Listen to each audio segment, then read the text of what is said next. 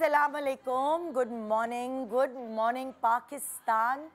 आज हम आपको जिन लोगों से, जिन गेस्ट से मिलवा रहे हैं, उनसे पहले मैं चाहूँगी कि मैं आपको ये कहूँ कि जब भी आपके घर में अगर आपके 3 बच्चे हैं तो प्लीज़ उनके अंदर कंपैरिजन नहीं किया करें, मुकाबला नहीं किया करें, क्योंकि आपको नहीं पता होता कि जो आपको आपका ज़हीन बच्चा नज़र आ रहा है, जो पढ़ाई में भी अच्छा है, जो जिसके पास बहुत सारी स्किल्स भी हैं, जो स्पोर्ट्स में भी अच्छा, और आपका जो परफेक्ट पिक्चर बच्चा है, उससे ज़्यादा आगे प्रैक्टिकल लाइफ में आपका वो बच्चा निकल जाए जिसको आप हमेशा निकम्मा, निखट्टू, नालायक समझते रहे हैं। और इन जो ये अल्फाज हैं जो जिसका मैंने इस्तेमाल किया, ये आप सारी ज़िंदगी उस पर इस्तेमाल करते रहे हैं।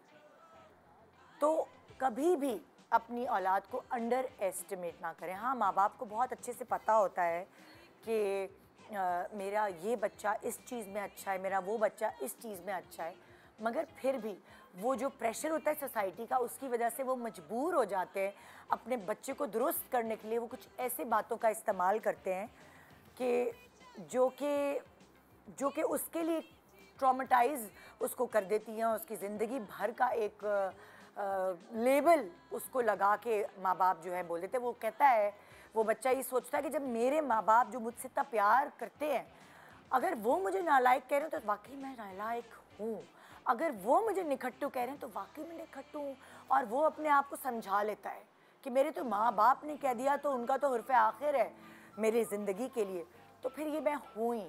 सो अगर चाहते हैं आप कि वो अपनी ज़िंदगी में एक्सेल करे, क्योंकि ज़रूरी नहीं कि अगर आपका एक बच्चा पढ़ाई में अच्छा हो तो दूसरा भी अच्छा हो।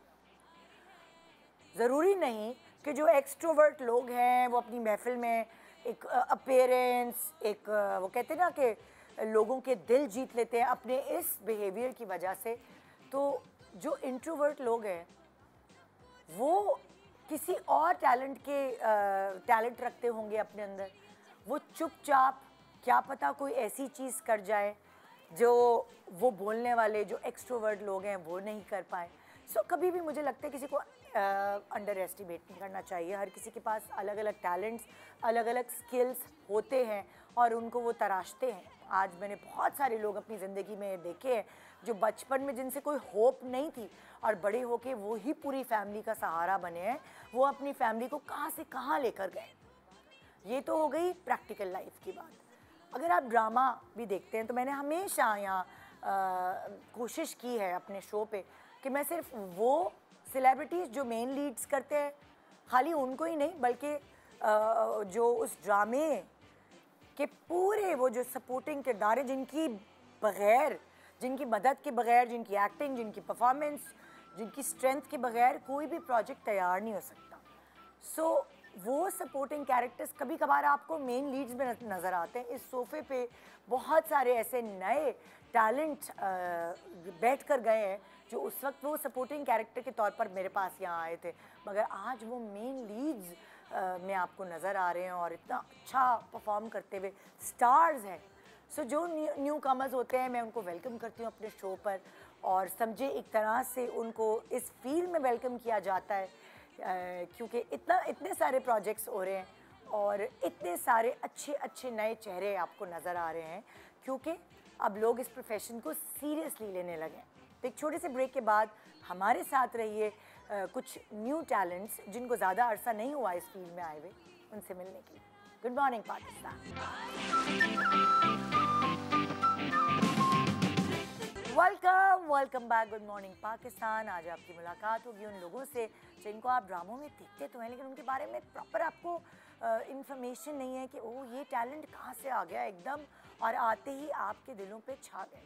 सो हमारा काम है आप तक उनके बारे में ये पूरी जानकारी देना कि वो क्या, किस तरह की बेसिक्स हैं, किस तरह वो इस फील्ड में आए। और कभी कभार आप उनको उनके कैरेक्टर के नाम से जानते हैं, आज आप उनको उनके असल नाम से जान पाएंगे। मेरे पास हैं बख्तावर मज़हर जिनको आप आजकल परवरिश में देख रहे हैं, नादान, नैयर आपा की सिलाई मशीन, और उन्होंने फिल्म्स में भी काम किया है, in flames, queen of my dreams, Wakhri, ये 3 फिल्में आपने उनकी देखी होंगी। Welcome to our show. Thank you. कैसी हैं आप बख्तावर? बिल्कुल ठीक ठाक, आप कैसी हैं? बिल्कुल ठीक, बिल्कुल ठीक। आपके साथ साथ मैं दूसरे अपने गेस्ट की भी मतलब इंफॉर्मेशन ज़रा लोगों तक पहुंचा दूं, इंट्रोडक्शन करा दूं। तो मेरे साथ यहाँ बैठे हैं दिल वाली गली के हमजा मजीद। अस्सलाम वालेकुम अस्सलाम। कैसे हैं आप? अल्लाह ठीक का ठाक? शुक्र। एक ड्रामा किया आपने अभी तक? हाँ जी, अभी एक ड्रामा किए, बाकी 2 प्रोजेक्ट्स हैं जो करने वाला जो अभी जी देखेंगे लोग। बिल्कुल। अभी आपको दिल वाली गली जो है उसमें लोगों ने देखा है, बिल्कुल। तो अब लोगों को पता चलेगा कि अच्छा इनका असल नाम हमजा है। उसमें क्या था? उसमें भी हमजा ही था। उसमें भी हमजा ही था। और परवरिश में आपका नाम क्या था बतावर? सादिया। अभी चल रहा है परवरिश। हाँ, परवरिश चल रहा है और इतना हिट भी माशाल्लाह जा रहा है। जी जी, बहुत मुझे खुशी इस बात की कि ARY की इस प्रोडक्शन को, पिछली थोड़ा सा प्रोडक्शन जोर से बोलिए, थिएटर वाले लोग जोर से तो बोल सकते हैं। हाँ, ये बात सही कही है आपने। हाँ। मुझे बड़ी खुशी है कि एक नए अछूते मौजू जिसकी बहुत ज़रूरत थी हमारे माशरे में, जेनजी हाँ, बच्चों के हवाले, हमने कभी भी इस तरह से काम नहीं हुआ। हाँ जी। और इसका पूरा क्रेडिट ARY या बिग बैंग के साथ किरण सिद्दीकी को जाता है जिन्होंने ये लिखा। उसके बाद ज़ाहिरी बात है उनके डायरेक्टर मीसम नकवी जिन्होंने हिम्मत की इस तरह के एक मुख्तलिफ़ किस्म के मौजू को सामने लाए। आपका ताल्लुक थिएटर से है? जी जी, मैं थिएटर से हूँ। तो अब अगर आपके बैकग्राउंड के बारे में मैं पूछना चाहूँ कि कैसे आपने इस फील्ड को चुना और कितने सालों से आप हैं थिएटर में? जी, बहुत साल। थिएटर में तो ये होता है कि मैं हमेशा कहती हूँ कि जंगल में मोर नाचा किसने देखा। वो लेबर ऑफ लव होता है। वो आप पहली सिफ की ताली और आखिरी सिफ की ताली के लिए काम करते हैं। उसमें ना नाम होता है ना पैसा होता है। वो आप मेहनत करते हैं, 2-2 महीने रिहर्सल्स करते हैं, 6-6 घंटे। और हमारे जो असातिज़ा थे वो तो ज़िया साहब, तलत साहब, राहत साहब जी नैपा से। तो ये लोग तो बहुत मेहनत उन्होंने हमसे करवाई और हम पर की। मैं बहुत खुश नसीब हूँ कि मैं उस रास्ते से आई, क्योंकि वो लेकिन आपने शुरू से सोचा हुआ था बख्तावर कि मैंने एक्टिंग करनी? नहीं निदा, मैं तो एक माँ थी। हाँ। जी जी, शादी के बाद एक बच्ची के बाद आई स्टम्बल अपॉन इट। ये ऐसा नहीं है कि ये कोई ख्वाब या वो था। हाँ, ये है कि मैं बचपन से थोड़ी सी थी, थोड़ी एंटरटेनर सी थी फैमिली की। अच्छा। लेकिन बिल्कुल नहीं, मैं ऐसा नहीं सोचा था मैंने। हाँ जी। मैं तो स्क्रिप्ट राइटिंग करने गई थी। डॉक्टर अनवर सजाद जो थे मरहूम, वो वहाँ पे हेड थे थिएटर स्क्रिप्ट डिपार्टमेंट के। अच्छा। तो मैं पहला सेमेस्टर उनकी शागिर्द थी। फिर ज़िया साहब ने मुझे दे देखा। बेसिकली नापा में स्क्रिप्ट पढ़ने गई थी। फील्ड में आप पढ़ने गई थी? जी जी जी जी। अच्छा, फिर बस ज़िया साहब ने एक छोटे से कुछ मुझे करते हुए देखा नापा में। I was helping out. बाकी मेरे बैच के दूसरे लोग, ख़वातीन कम होती तो ज़रा उनको मदद करनी पड़ती है।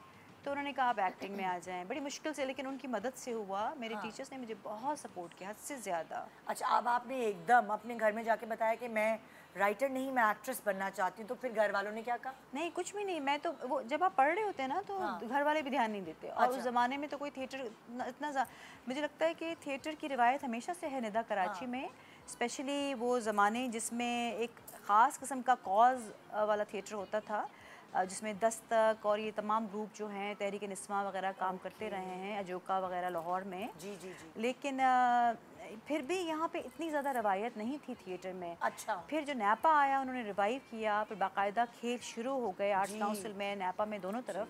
तो फिर तो अब तो ये कल्चर बन गया है। मुझे बड़ी खुशी होती है अब ये देख के कि शहर में बैक वक्त 3-3, 4-4, 5-5 परफॉर्मेंसेस हो रही होती हैं। और हमें बहुत मज़ा आता है जाकर, हम जब देखते हैं। आपको हम करते हैं। उस ज़माने में क्लासेस में बात करते थे कि क्या ऐसा वक्त कराची पे आएगा जब मुंबई या दूसरे शहरों की तरह एक इंसान सोचेगा कि आज मैं किस परफॉर्मेंस पे जाऊं। हाँ जी, इंशाल्लाह, क्यों नहीं। हो गया। हाँ। अब जी अब छोटे ग्रुप्स हैं, कहीं दास्तान गोई हो रही है, कहाँ खेल हो रहे हैं बाकायदा बड़े बजट के कमर्शियल, कहीं पे छोटे छोटे ग्रुप्स जो हैं वो अपने जैसे T2F वगैरह के स्पेसेस में।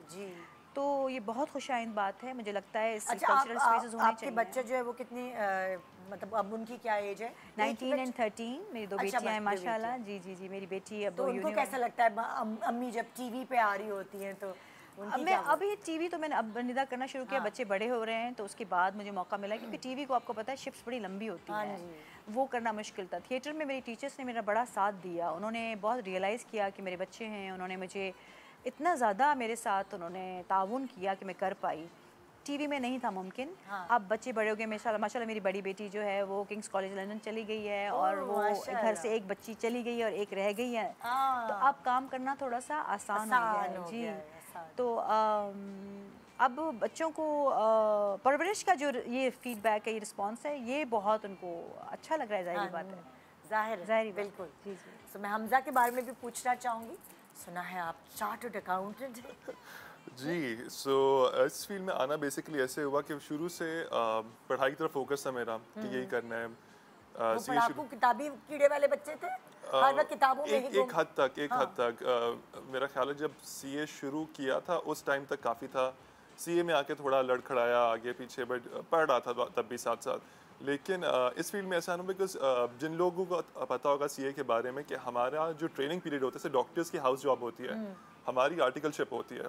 सो आर्टिकलशिप ना ट्रेनिंग पीरियड होते हैं, आपको पैसे बहुत कम मिलते होते हैं। अच्छा। मेरे टाइम पे I think we were getting 12,000 a month, उसको स्टाइपेंड कहते थे वो हम। अच्छा। और हमारे पास फिर एक दिन एक दोस्त था, उसका भाई he was in NCA at that time। अच्छा। NCA से ग्रेजुएट होके I think he joined a software, एक सॉफ्ट ड्रिंक ब्रांड था बेसिकली। उसके लिए वो उससे ज्वाइन किया उसको।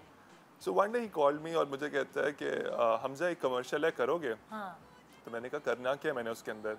तो कहता है बस कुछ नहीं, तुमने एक सिप लेना है और वो बॉटल दिखानी है और स्माइल करना है, and will pay you this money for that.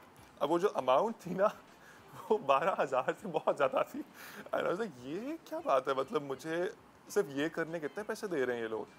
तो उससे कहा हाँ हो जाएगा, और मैं वहाँ पे गया हूँ, मैंने वो किया और बस हो गया। मुझे लगा कि ये तो बड़ा अच्छा है, ये तो आसान है, मतलब वहाँ मैं पूरा महीना काम कर रहा हूँ मुझे पूरे महीने बाद जाके 12,000 मिल रहे हैं, ये तो बड़ा आराम से हो गया। अच्छा, बट उसके बाद फिर वो हुआ, फिर मैंने उसके बाद बैक टू बैक कमर्शियल शुरू कर दिए। जो डायरेक्टर थे उन्हीं के साथ मैंने टेलीकॉम ब्रांड्स किए कुछ, फिर टेलीकॉम ब्रांड्स के बाद डिफरेंट शूट्स वगैरह आते गए साथ साथ। लेकिन जो चीज़ मुझे लगता है कि बड़ी ज़रूरी है कि पैसे बेशक मुझे लग रहा था कि सीए में उस टाइम पे कम है, लेकिन पढ़ाई बहुत ज़रूरी है। उस चीज़ें हमेशा मुझे हेल्प आउट किया, आज तक हेल्प आउट किया है कि अगर, तो मुझे लगता है ना कि ये चीज़ एक बैकअप ऑप्शन है मेरे पास हमेशा। हमेशा है, और वो बहुत ज़रूरी है। मतलब मैं कह तो रहा हूँ कि हाँ पैसे कम थे, लेकिन जो सिक्योरिटी मुझे वो चीज़ दे रही है वो मुझे अभी नहीं मिली। आप कुछ भी कहें, ये फील्ड हवाई रोजी है। एब्सोल्युटली। यू नेवर नो, कल का आपको पता नहीं, लेकिन अगर आपके पास डिग्री है तो वो एक सॉलिड, और वो भी चार्टर्ड अकाउंटेंट की डिग्री। सो अब आपका क्या इरादा है कि आपने परसू क्या करना है, या ये आपने हॉबी के तौर पे ही रखना है? नहीं, अभी तो अल्हम्दुलिल्लाह जो प्रोजेक्ट्स आ रहे हैं वो अच्छे हैं, और एक्टिंग मुझे इटसेल्फ लगता है बहुत मुश्किल काम है। अच्छा। शुरू में लगता था दूर से देख के बड़ा आसान काम है, जब मैंने मिलना शुरू किया असल एक्टर से, specially I met Nadia Jamil. So जब नादिया जमील से मिला हूँ और मैंने उनको देखा है कि जिस तरह से एक्टिंग कर रही होती हैं, आई रिमेंबर वन डे उन्होंने मुझे सेट पे बुलाया and she was shooting with Nauman Ijaz. अब वो दोनों एक्ट कर रहे हैं और मैं पीछे खड़े होकर कैमरा में देख रहा हूँ, और मैं बस ऐसा था, ये कैसे कर रहे हैं, ये कैसे कर रहे हैं, ये कैसे बैठे बैठे रोना भी आ रहा है इस इंसान को, ये वो रो वहाँ पे रहे हैं, बट दैट इज़ इम्पैक्टिंग मी। और वो एक्टिंग जो थी ना, वो मुझे फील हो रहा था कि इट्स सो डिफ़िकल्ट कि हमें लगता है कि just because you look a certain way, आप खूबसूरत हो तो बस एक्टर बन जाओ, नहीं।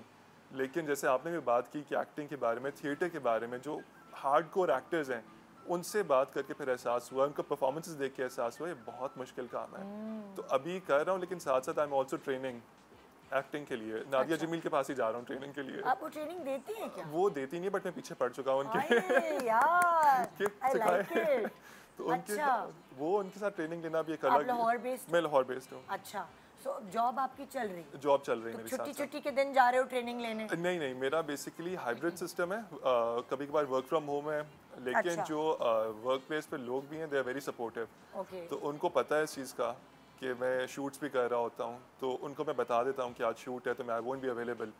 तो रात को बैठ के काम कर दूँ या जैसे मर्जी कर दूँ, उन्होंने तंग कभी नहीं किया मुझे इस मामले में। सो दे वेरी सपोर्टिव पीपल। तो अभी आपने ये सोचा है कि दोनों चीज़ें मैंने एक साथ रखनी है, और जब मैं फुली ट्रेंड हो जाऊँ, जो स्किल है एक्टिंग का, जाहिर है आप उससे बिल्कुल वाकिफ नहीं थे, एकदम आपकी जिंदगी में ये चीज़ आ गई। ऐसा ही है। देखिए इंसान सोचता क्या है और खुदा ताला आपको किस तरफ ले जाता है, बिल्कुल ऑटोमेटिकली। तो अगर आपको लगता है ऐसा हो गया, फिर आप सोचेंगे फुल टाइम एक्टर?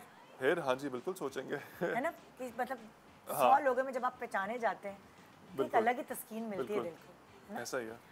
घर वालों की क्या सपोर्ट है कि एक तरफ आप देखिए ना, हम कुछ भी चार्टर्ड अकाउंटेंट को कहाँ से देखा जाता है और वो क्या कहते हैं कि तुमने इतनी पढ़ाई की, कितनी दफा तो उसमें फेल होते हैं। मैं बताता हूँ उसके अंदर भी शुरू में जो थे उनको तो अच्छा कर ले, शौक पूरा कर ले, हो रहा है ठीक है। बट उसके बाद जब लोगों ने पहचाना, 2-3 लोगों ने पहचाना शुरू किया, अम्मी को शौक था। हाँ। लेकिन अम्मी ना डाइजेस्ट नहीं कर पा रही थी इस चीज़ को। तो कोई पूछता था कि अच्छा आपका बेटा एक्टिंग, नहीं शौक किया, ये तो वैसे शौक किया करता है। ये तो शौक किया करता है। वही मैं कह रही हूँ ना, अम्मी अब्बू एक प्राउडली मेरा बेटा चार्टर्ड अकाउंटेंट है, वो तो ये हॉबी है उसकी एक्टिंग। तो मैंने अम्मा आप क्यों एक्सेप्ट नहीं करती इस बात को? नहीं तो मैंने कहा बना किया, तुम करो। बट उनको शौक भी बहुत है, वो हर प्रोजेक्ट जब आता है मेरा तो उसको देखती हैं, उस पर फीडबैक देती हैं, तुम इसको ऐसे नहीं, तुम ऐसे बोल के बताओ, ऐसे करो, इसको ये इमोशन लाओ, ये ना करो।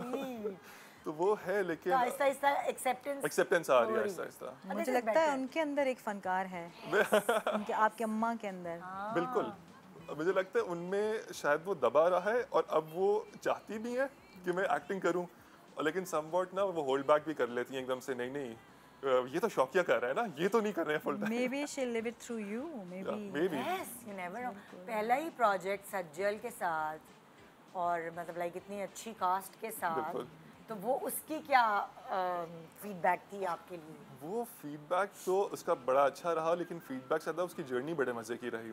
मतलब वो होते हैं ना मैनिफेस्टेशन, हम जिसको दुआ कह रहे होते हैं अपने मजहब में, मैनिफेस्टेशन आजकल बड़ा चल रहा है कॉन्सेप्ट। तो मुझे वही उसका था कि मेरे से कोई पूछता था ना कि your dream director to work with, I would always say Kashif Nisar और favourite actress I would say Sajal Ali.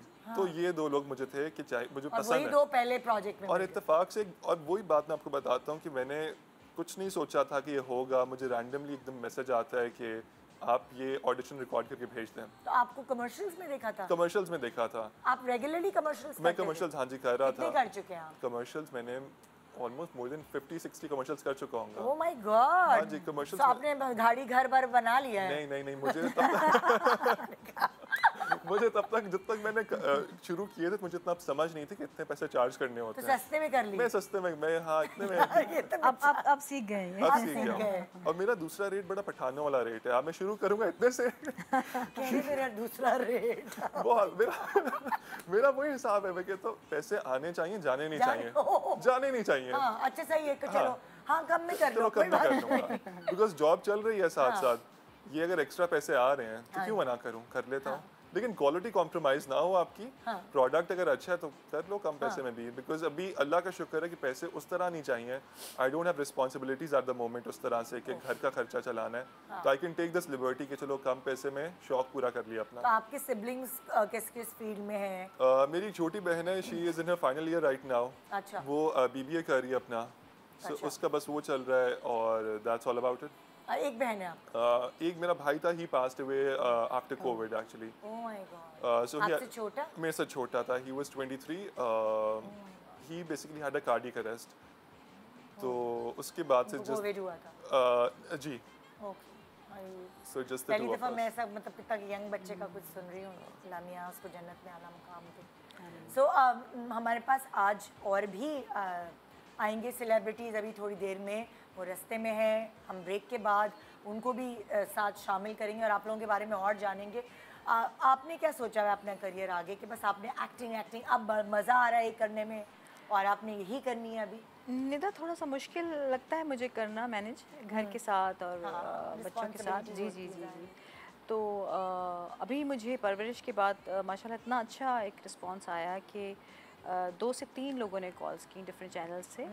Unfortunately मैं किसी को भी हाँ नहीं कर पाई। क्यों? क्योंकि I am already committed to another ARY project with Mehreen Jabbar. बस ARY ने अब आपको जकड़ लिया है। तो मुझे लगा कि अब पता नहीं उनकी शूट्स आगे पीछे उनका क्या होता है स्पेल्स। तो मैंने फ़िलहाल मैंने कहा कि वो एक कमिटमेंट पूरी हो जाए। आप मुझे ऐसा लग रहा है कि आप इंजॉय करके काम करना। जी देखिए आप निदा अब इस एज में जहाँ मैं पहुँच गई हूँ, अब ये एक मारामारी वाला काम नहीं हो सकता। बिल्कुल सही कह रही हैं। मुझे मज़ा भी आना चाहिए और मुझे अब ऐसा लगता है कि अबाउट टाइम कि शायद मैंने कभी इस पे पहले नहीं गौर किया, मुझे ख्वाहिश नहीं रही, लेकिन अबाउट टाइम मुझे अब अच्छा लगता है कि अगर लोग आपके काम को सराहते हैं या और आप एक्नॉलेज करते हैं। जब आप खुद एंजॉय करते हैं काम को तो लोग भी उसको देख के एंजॉय करते हैं। नाम छोटा का सा नहीं है मुझे। एक ब्रेक ले बिल्कुल, शुरू ब्रेक के बाद हम वापस आएंगे और हम इन सारे लोगों से गुफ्तगू करेंगे जिनको आप ड्रामों में देख तो रहे हैं लेकिन शायद उनके बारे में आपको कुछ इतनी मालूमात नहीं है जो आज आपको हमारे शो से मिलेंगी। Good morning Pakistan.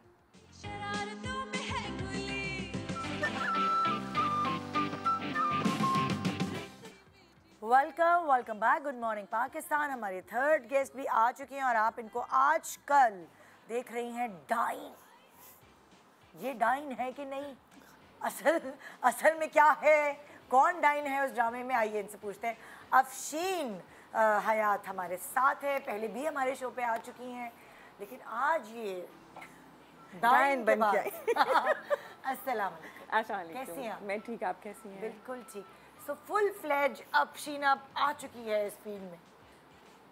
आपको तो पता है म्यूजिक चलता रहा, बिल्कुल। और on end of acting, theatre. हाँ जी। अभी जो है ये मैंने कहा बस अब डायन बन जाना चाहिए। अरे बाप रे, ये तो बहुत प्रोमिनेंट और बड़ा अच्छा कैरेक्टर आपका है जी डाइन में और अच्छा परफॉर्म कर रही हैं। Thank performance you. तो आप खैर अच्छी करती थी, आज इस डाइन के थ्रू मौका बहुत मिला और लोगों ने देखा बहुत। जी बिल्कुल। इस कैरेक्टर में वो है ना कि मार्जिन है करने हाँ। का, और ऐसा ही कैरेक्टर हर आर्टिस्ट ढूंढता है कि ऐसा मिल जाए कोई कैरेक्टर इसमें कुछ करने के लिए हो। तो अफशीन पहले तो महविश आ गई थी इस फील्ड में, आपका भी इरादा था महविश से पहले, क्योंकि ज़ाहिर बड़ी बहन है आप, आपका इरादा था कि मैं इस फील्ड में आऊँ? हाँ बिल्कुल, क्योंकि जैसे कि मैंने अम्मी थी और फिर उसके बाद थिएटर किया मैंने।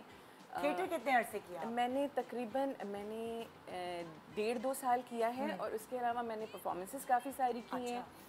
मैंने नैपा से भी किया, आर्ट्स काउंसिल से भी किया, लाहौर के भी कुछ शोज़ की जो कि यहाँ पे आके हुए थे। सब्ज़ हुआ था यासिर के साथ, यासिर हुसैन के साथ मैंने किया था, तो काफ़ी अच्छा वो एक एक्सपीरियंस था। मगर वही वाली बात जो अभी हम कह रहे थे कि टाइम बहुत ज़्यादा उसमें देना पड़ता है। बिल्कुल। और फिर म्यूज़िक कर रही थी, फिर अब बैंड की तरफ चली गई, अपने म्यूज़िक में लग गई।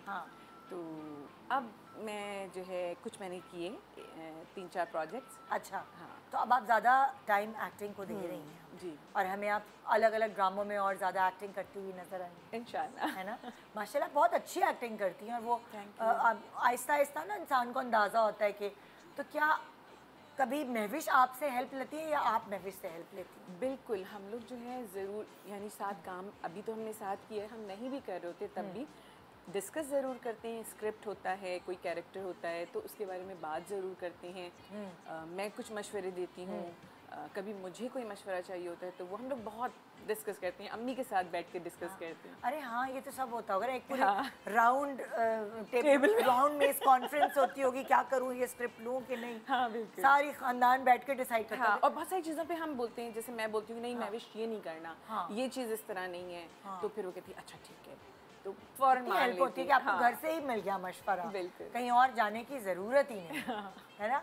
तो मैं अपनी चौथी गेस्ट को भी बुला रही हूँ, अनीशा अल्ताफ़ मेरे पास यहाँ मौजूद हैं, जिनको आप खुद सर ड्रामा बेबाक और बेटिया में देख रहे हैं। So welcome to Anisha. अस्सलाम वालेकुम। Please have a seat. सोती रह गई अनीशा? है? मेरा 12 बजे तक शूट चल रहा था। अच्छा। और फिर शूट पे ना वो फ़ोन साइलेंट करना था, तो वो मैं उसको हटाना भूल गई। अरे बाप, फिर उठी कैसे? बस आंख खुल गई। वैसे I always wake up like 8 बजे मेरी आंख खुल जाती है। अच्छा। शुक्र है। तो शुक्र है कि 8 बजे खुल गई और हमारी गाड़ी फिर हमने दोबारा वापस भेज दी। हमें तो लगा ये कि अच्छा अभी छोटी नई बच्ची है तो नहीं सीरियस ले रही, हम तो ये बना के बैठ गए थे इम्प्रेशन। लेकिन चले, तो ये मुश्किल लग रहा है काम, कैसा लगता है ये काम आपको? मेरे लिए तो ये ऐसा है जैसे मेरा ड्रीम जो है ना, I am living the dream. अच्छा। मैंने जब हमसफ़र देखा था माहिरा खान को तो मैंने तब बोल दिया था मुझे यही बनना है। हमसफ़र देखने के बाद ये इरादा किया कि मुझे एक्ट्रेस बनना है। बिल्कुल।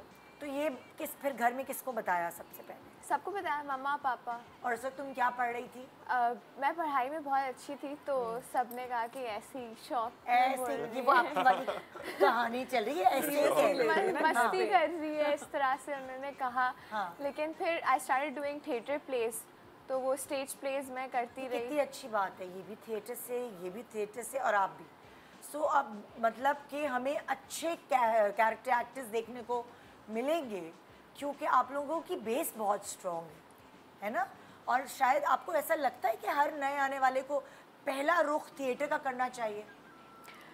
मैं तो इसको बिल्कुल सही समझती हूँ, क्योंकि थिएटर का रुख मेरे ख्याल में सीख के करना चाहिए। आप जाइए थोड़ा, अगर आपको नहीं लगता कि वो एक सीखने का अमल शुरू होती, क्योंकि आप थिएटर में रिहर्सल्स करते हैं, जो कि आप टीवी पे इतनी रिहर्सल्स आजकल नहीं करते, टीवी के ज़माने में तो करते थे। नहीं, तो ज़रूरी नहीं है कि आप 3 साल का कोर्स कर लें, सॉरी, लेकिन आप भले एक शॉर्ट कोर्स कर लें। आजकल जैसे ACP आर्ट्स काउंसिल पाकिस्तान या नैपा दोनों ही ऑफर करते हैं। अच्छा। जी 3 महीने का, 6 महीने का, आप बेशक वो कर लें। ओके। लेकिन मेरे ख्याल में बुनियादी अगर कर सकते हैं, मैं ये नहीं कहूँगी कि ज़रूरी है क्या, इट हेल्प्स। अच्छा, एक चीज़ ये होती है इसमें कि आपको डूज एंड डोंट्स पता चल जाते हैं। ये एक डिफरेंट मीडियम है ना, तो थिएटर में ये होता है कि उसकी एक्टिंग डिफरेंट है। आप टीवी पे वैसा नहीं कर सकते, बट आपकी वॉइस ट्रेनिंग हो जाती है। आपको कंट्रोल करना आ जाता है किस तरह आपने एक्सप्रेशन कॉन्फिडेंस देने। भी तो बिल्ड होता है आपके सामने, आपके नाज़रीन बैठे हुए हैं। तो लाइक मैं इतने सालों से बोलती हूँ, मगर स्टेज फियर मुझे है।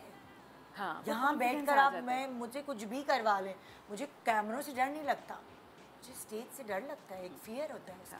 बट मुझे ये भी फील होता है थिएटर से आप में डिसिप्लिन बहुत आता है। जो डिसिप्लिन रिक्वायर्ड होते हैं, आपके जो वर्क एथिक्स जो होते हैं आपके, वो काफ़ी बेहतर होते हैं अगर आप थिएटर बैकग्राउंड से आ रहे हो। बिकॉज थिएटर वो इंसान कर रहा है who is doing acting for the love of acting, not for money, right? तो वो उस काम को रिस्पेक्ट देता है कि मैं अगर काम करने जा रहा हूँ, उसको रिस्पेक्ट दो, उस काम को, उस प्रोफेशन को रिस्पेक्ट दो। हाँ, आप उसको सीरियस लेते हो, स्क्रिप्ट्स की लाइंस याद करता है, और उसको ये फिक्र नहीं होती कि उफ 10 बजे मुझे पार्टी में पहुंचना है, मुझे अपना कैरेक्टर प्रॉपर्ली अदा करना है, उसको प्रिपेयर करके। मैंने अक्सर देखा था जो थिएटर से आते हैं उनके हाईलाइट हुआ होता है ना सारे स्क्रिप्ट पर। ये मुझे चीज़ इतनी बुनियादी काम थिएटर पे जो स्क्रिप्ट है उस पर अगर आप काम नहीं करेंगे, उस बिटवीन द लाइन सब टेक्स्ट वगैरह, उसके थीम्स को नहीं समझेंगे, अगर आप उनकी पॉजेज एंड इफेक्ट्स को नहीं समझेंगे, अगर आप जो दूसरा कैरेक्टर आपके बारे में इंफॉर्मेशन दे रहे हैं, क्योंकि स्क्रिप्ट तो एक ही है, आप दूसरों के जुमलों से आप अपने कैरेक्टर को समझते हैं कि मेरे बारे में जो कहा जा रहा है उससे आप अपना पूरा बैकग्राउंड बनाते हैं। उसके बाद ये है कि जैसे कि आपने कहा कि एक पूरा डिसिप्लिन है, आपको न सिर्फ अपने टाइम की बल्कि साथ वाले एक्टर्स की टाइम की भी कद्र होती है, और उस आप एक जगह लेते हैं जहाँ रिहर्सल करते हैं, उस जगह की भी आपको कद्र होती है। आप जहाँ परफॉर्म करने जाते हैं जिसके लोग साथ। अच्छा, मैंने अनीशा से पूछा नहीं, अनीशा से बड़ी मुख्तसर से बात की। अनीशा को कितना अरसा हो गया इस फील्ड में? अच्छा, मैंने स्टार्ट किया था फ्रॉम द मूवी खेल खेल में। I auditioned for it and I was a part of it. हम यहाँ पे भी आए थे आपके शो पे। This is not the first time actually. Not the first time, yes. अच्छा, जब सब पूरी टीम आई थी, सज्जल और बिलाल ये सब, तो फिर आप भी आई। That was like मेरा पहला स्टार्ट। और नहीं, तो तुमने ऑडिशन कैसे किया? तुम भी कमर्शियल्स करती थी, तुम कैसे पहुंची यहाँ तक? मैं बहुत सारे कमर्शियल्स करती थी, सो स्टेज प्ले से मुझे कमर्शियल्स तक कैसे पहुंची? एक टैलेंट एजेंसी से। सिट्रस वही है। वही है। हाँ।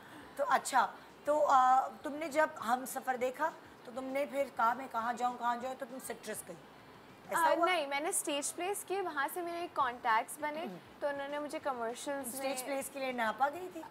नहीं, I did a play in Arts Council, Shah Sharbeel हमारे डायरेक्टर थे। अच्छा। हाँ, उनके साथ किया। उसके बाद ऑडिशंस पोस्ट हुए थे नबील कुरैशी के फिल्म के। सो आई जस्ट वेंट कि चलो लेट्स ट्राई, क्या जाता है, let's give it a try. तो वो उसमें मेरा हो गया। I was also very good, I am good at dancing, तो मैंने थोड़ा सा डांस का भी एक वो दिखाया था, बट वो मूवी में आपको पता है शॉर्ट हो जाती है duration, so that didn't come in the movie, but yes. और उसके बाद बेबाक I did actually first was पहली सी मोहब्बत ARY का, सो माया शरियार। ओके अच्छा, देखिए कितनी बातें पता चल रही है मुझे भी कि एकदम फिर हमारे दिमाग में आ रहा है। अच्छा तुमने वो कैरेक्टर प्ले किया, तुमने पढ़ाई क्या की है basically? Bachelors measures in marketing BBA। इनके पास भी कोई है डिग्री और इनका बैकअप है। मेरे पेरेंट्स ने कहा था कि पढ़ाई कंप्लीट कर लो, उसके बाद फ्रीली करो जो करना है, but this is like a given. तो ग्रेजुएशन के दौरान भी मैं जैसे अटेंडेंस लगवाती थी, फिर शूट पे जाती थी, फिर अटेंडेंस लगाती। टीचर्स आप लोग कान बंद कर लें। उनको पता था। अच्छा। उनको बता लेती। ये है। तो फिर पास हुई कि नहीं हुई? हाँ, सपली तो नहीं आई? नहीं मैं टॉपर थी, तो पास तो हो जाती। गुड। देखो बच्चे पढ़ाई में अच्छे होते हैं तो अम्मा अब्बा उनके ऊपर जो है ना वो ट्रस्ट कर लेते हैं कि हमारा बच्चा इसमें एक्सेल कर रहा है तो वो यहाँ पे भी एक्सेल करेगा।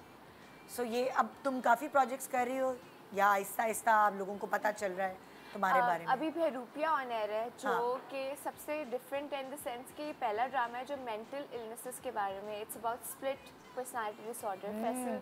कुरैशी जो 7 कैरेक्टर्स अलग अलग प्ले कर रहे हैं। यस, आई एम प्लेइंग मदिया इमाम सिस्टर। अच्छा।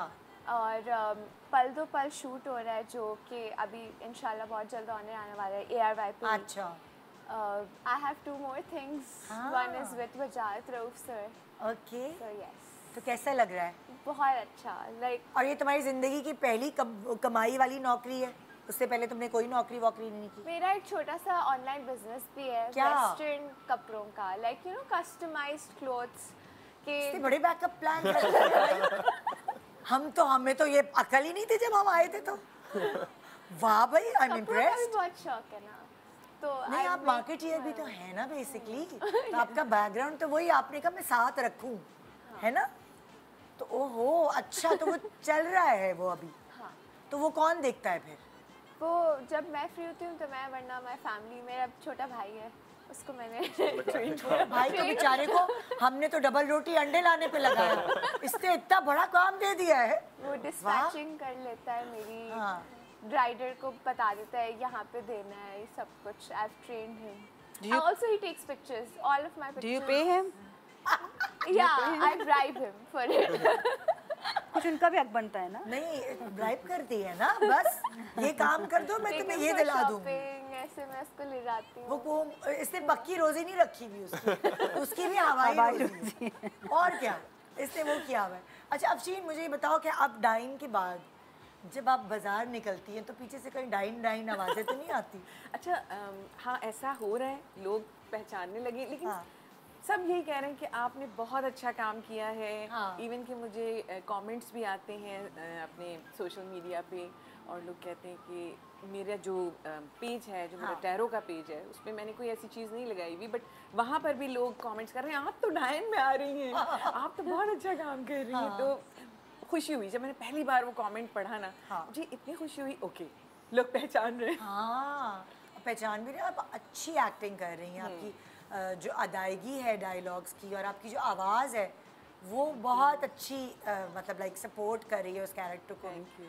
तो अच्छा लग रहा है कि अच्छे अच्छे एक्टर्स को हमें देखने का मौका मिल रहा है। वरना होता था ना हमेशा फोकस होता था अच्छा मेन लीड्स और ये वो, मगर एक्चुअली ड्रामा स्पेशली जो हमारा पूरी दुनिया में देखा जाता है वो बड़ा मशहूर है बहुत सारे ऐसे कैरेक्टर्स की वजह से जो उस ड्रामे को बनाते हैं। और अच्छा एक और चीज़ है निदा, अभी कुछ अरसे में जो स्क्रिप्ट्स हैं वो चेंज हुए हैं, मतलब डिफरेंट टाइप की स्टोरीज आ रही हैं, ये सबसे मज़ेदार चीज़ है। वो वाले हीरो हीरोइन बेस्ड ड्रामे नहीं है, बिल्कुल नहीं, सबके अपने अपने ट्रैक्स हैं। इतने मज़े के सारे प्लेज आ रहे हैं, तो बहुत खुशी हो रही है देख के कि डिफरेंट डिफरेंट जॉनराज हैं, उनके टॉपिक्स हैं different.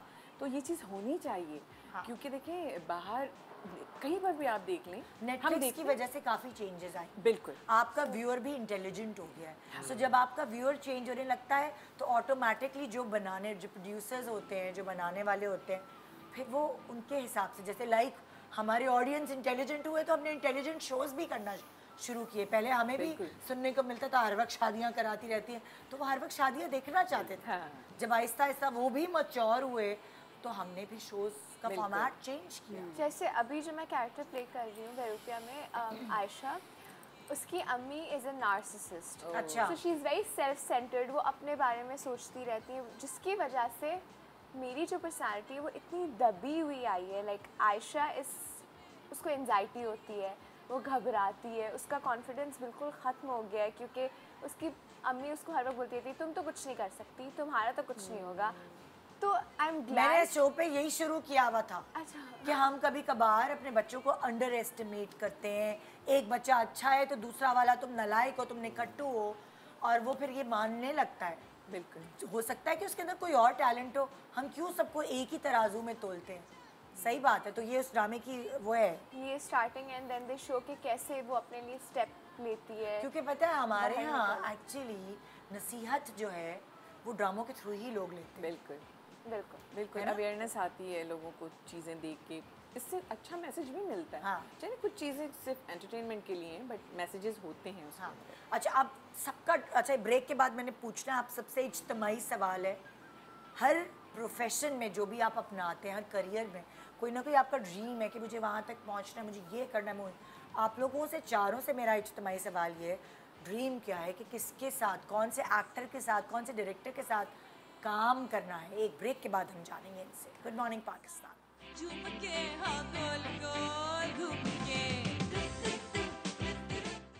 Welcome back. Good morning Pakistan. हमारे सामने आज वो सेलिब्रिटीज़ हैं जिनको आप ड्रामों में एक्चुअली उनके कैरेक्टर नेम से तो जानते हैं। अफशीन तो मेरे पास आ चुकी हैं, इनको तो सब जानते ही हैं ज़ाहिर है, लेकिन आप तीनों को जो है मैंने भी आज पहली दफ़ा एक्चुअली जाना है क्योंकि मैं भूल भी गई थी कि मेरे पास पहले आ चुकी है।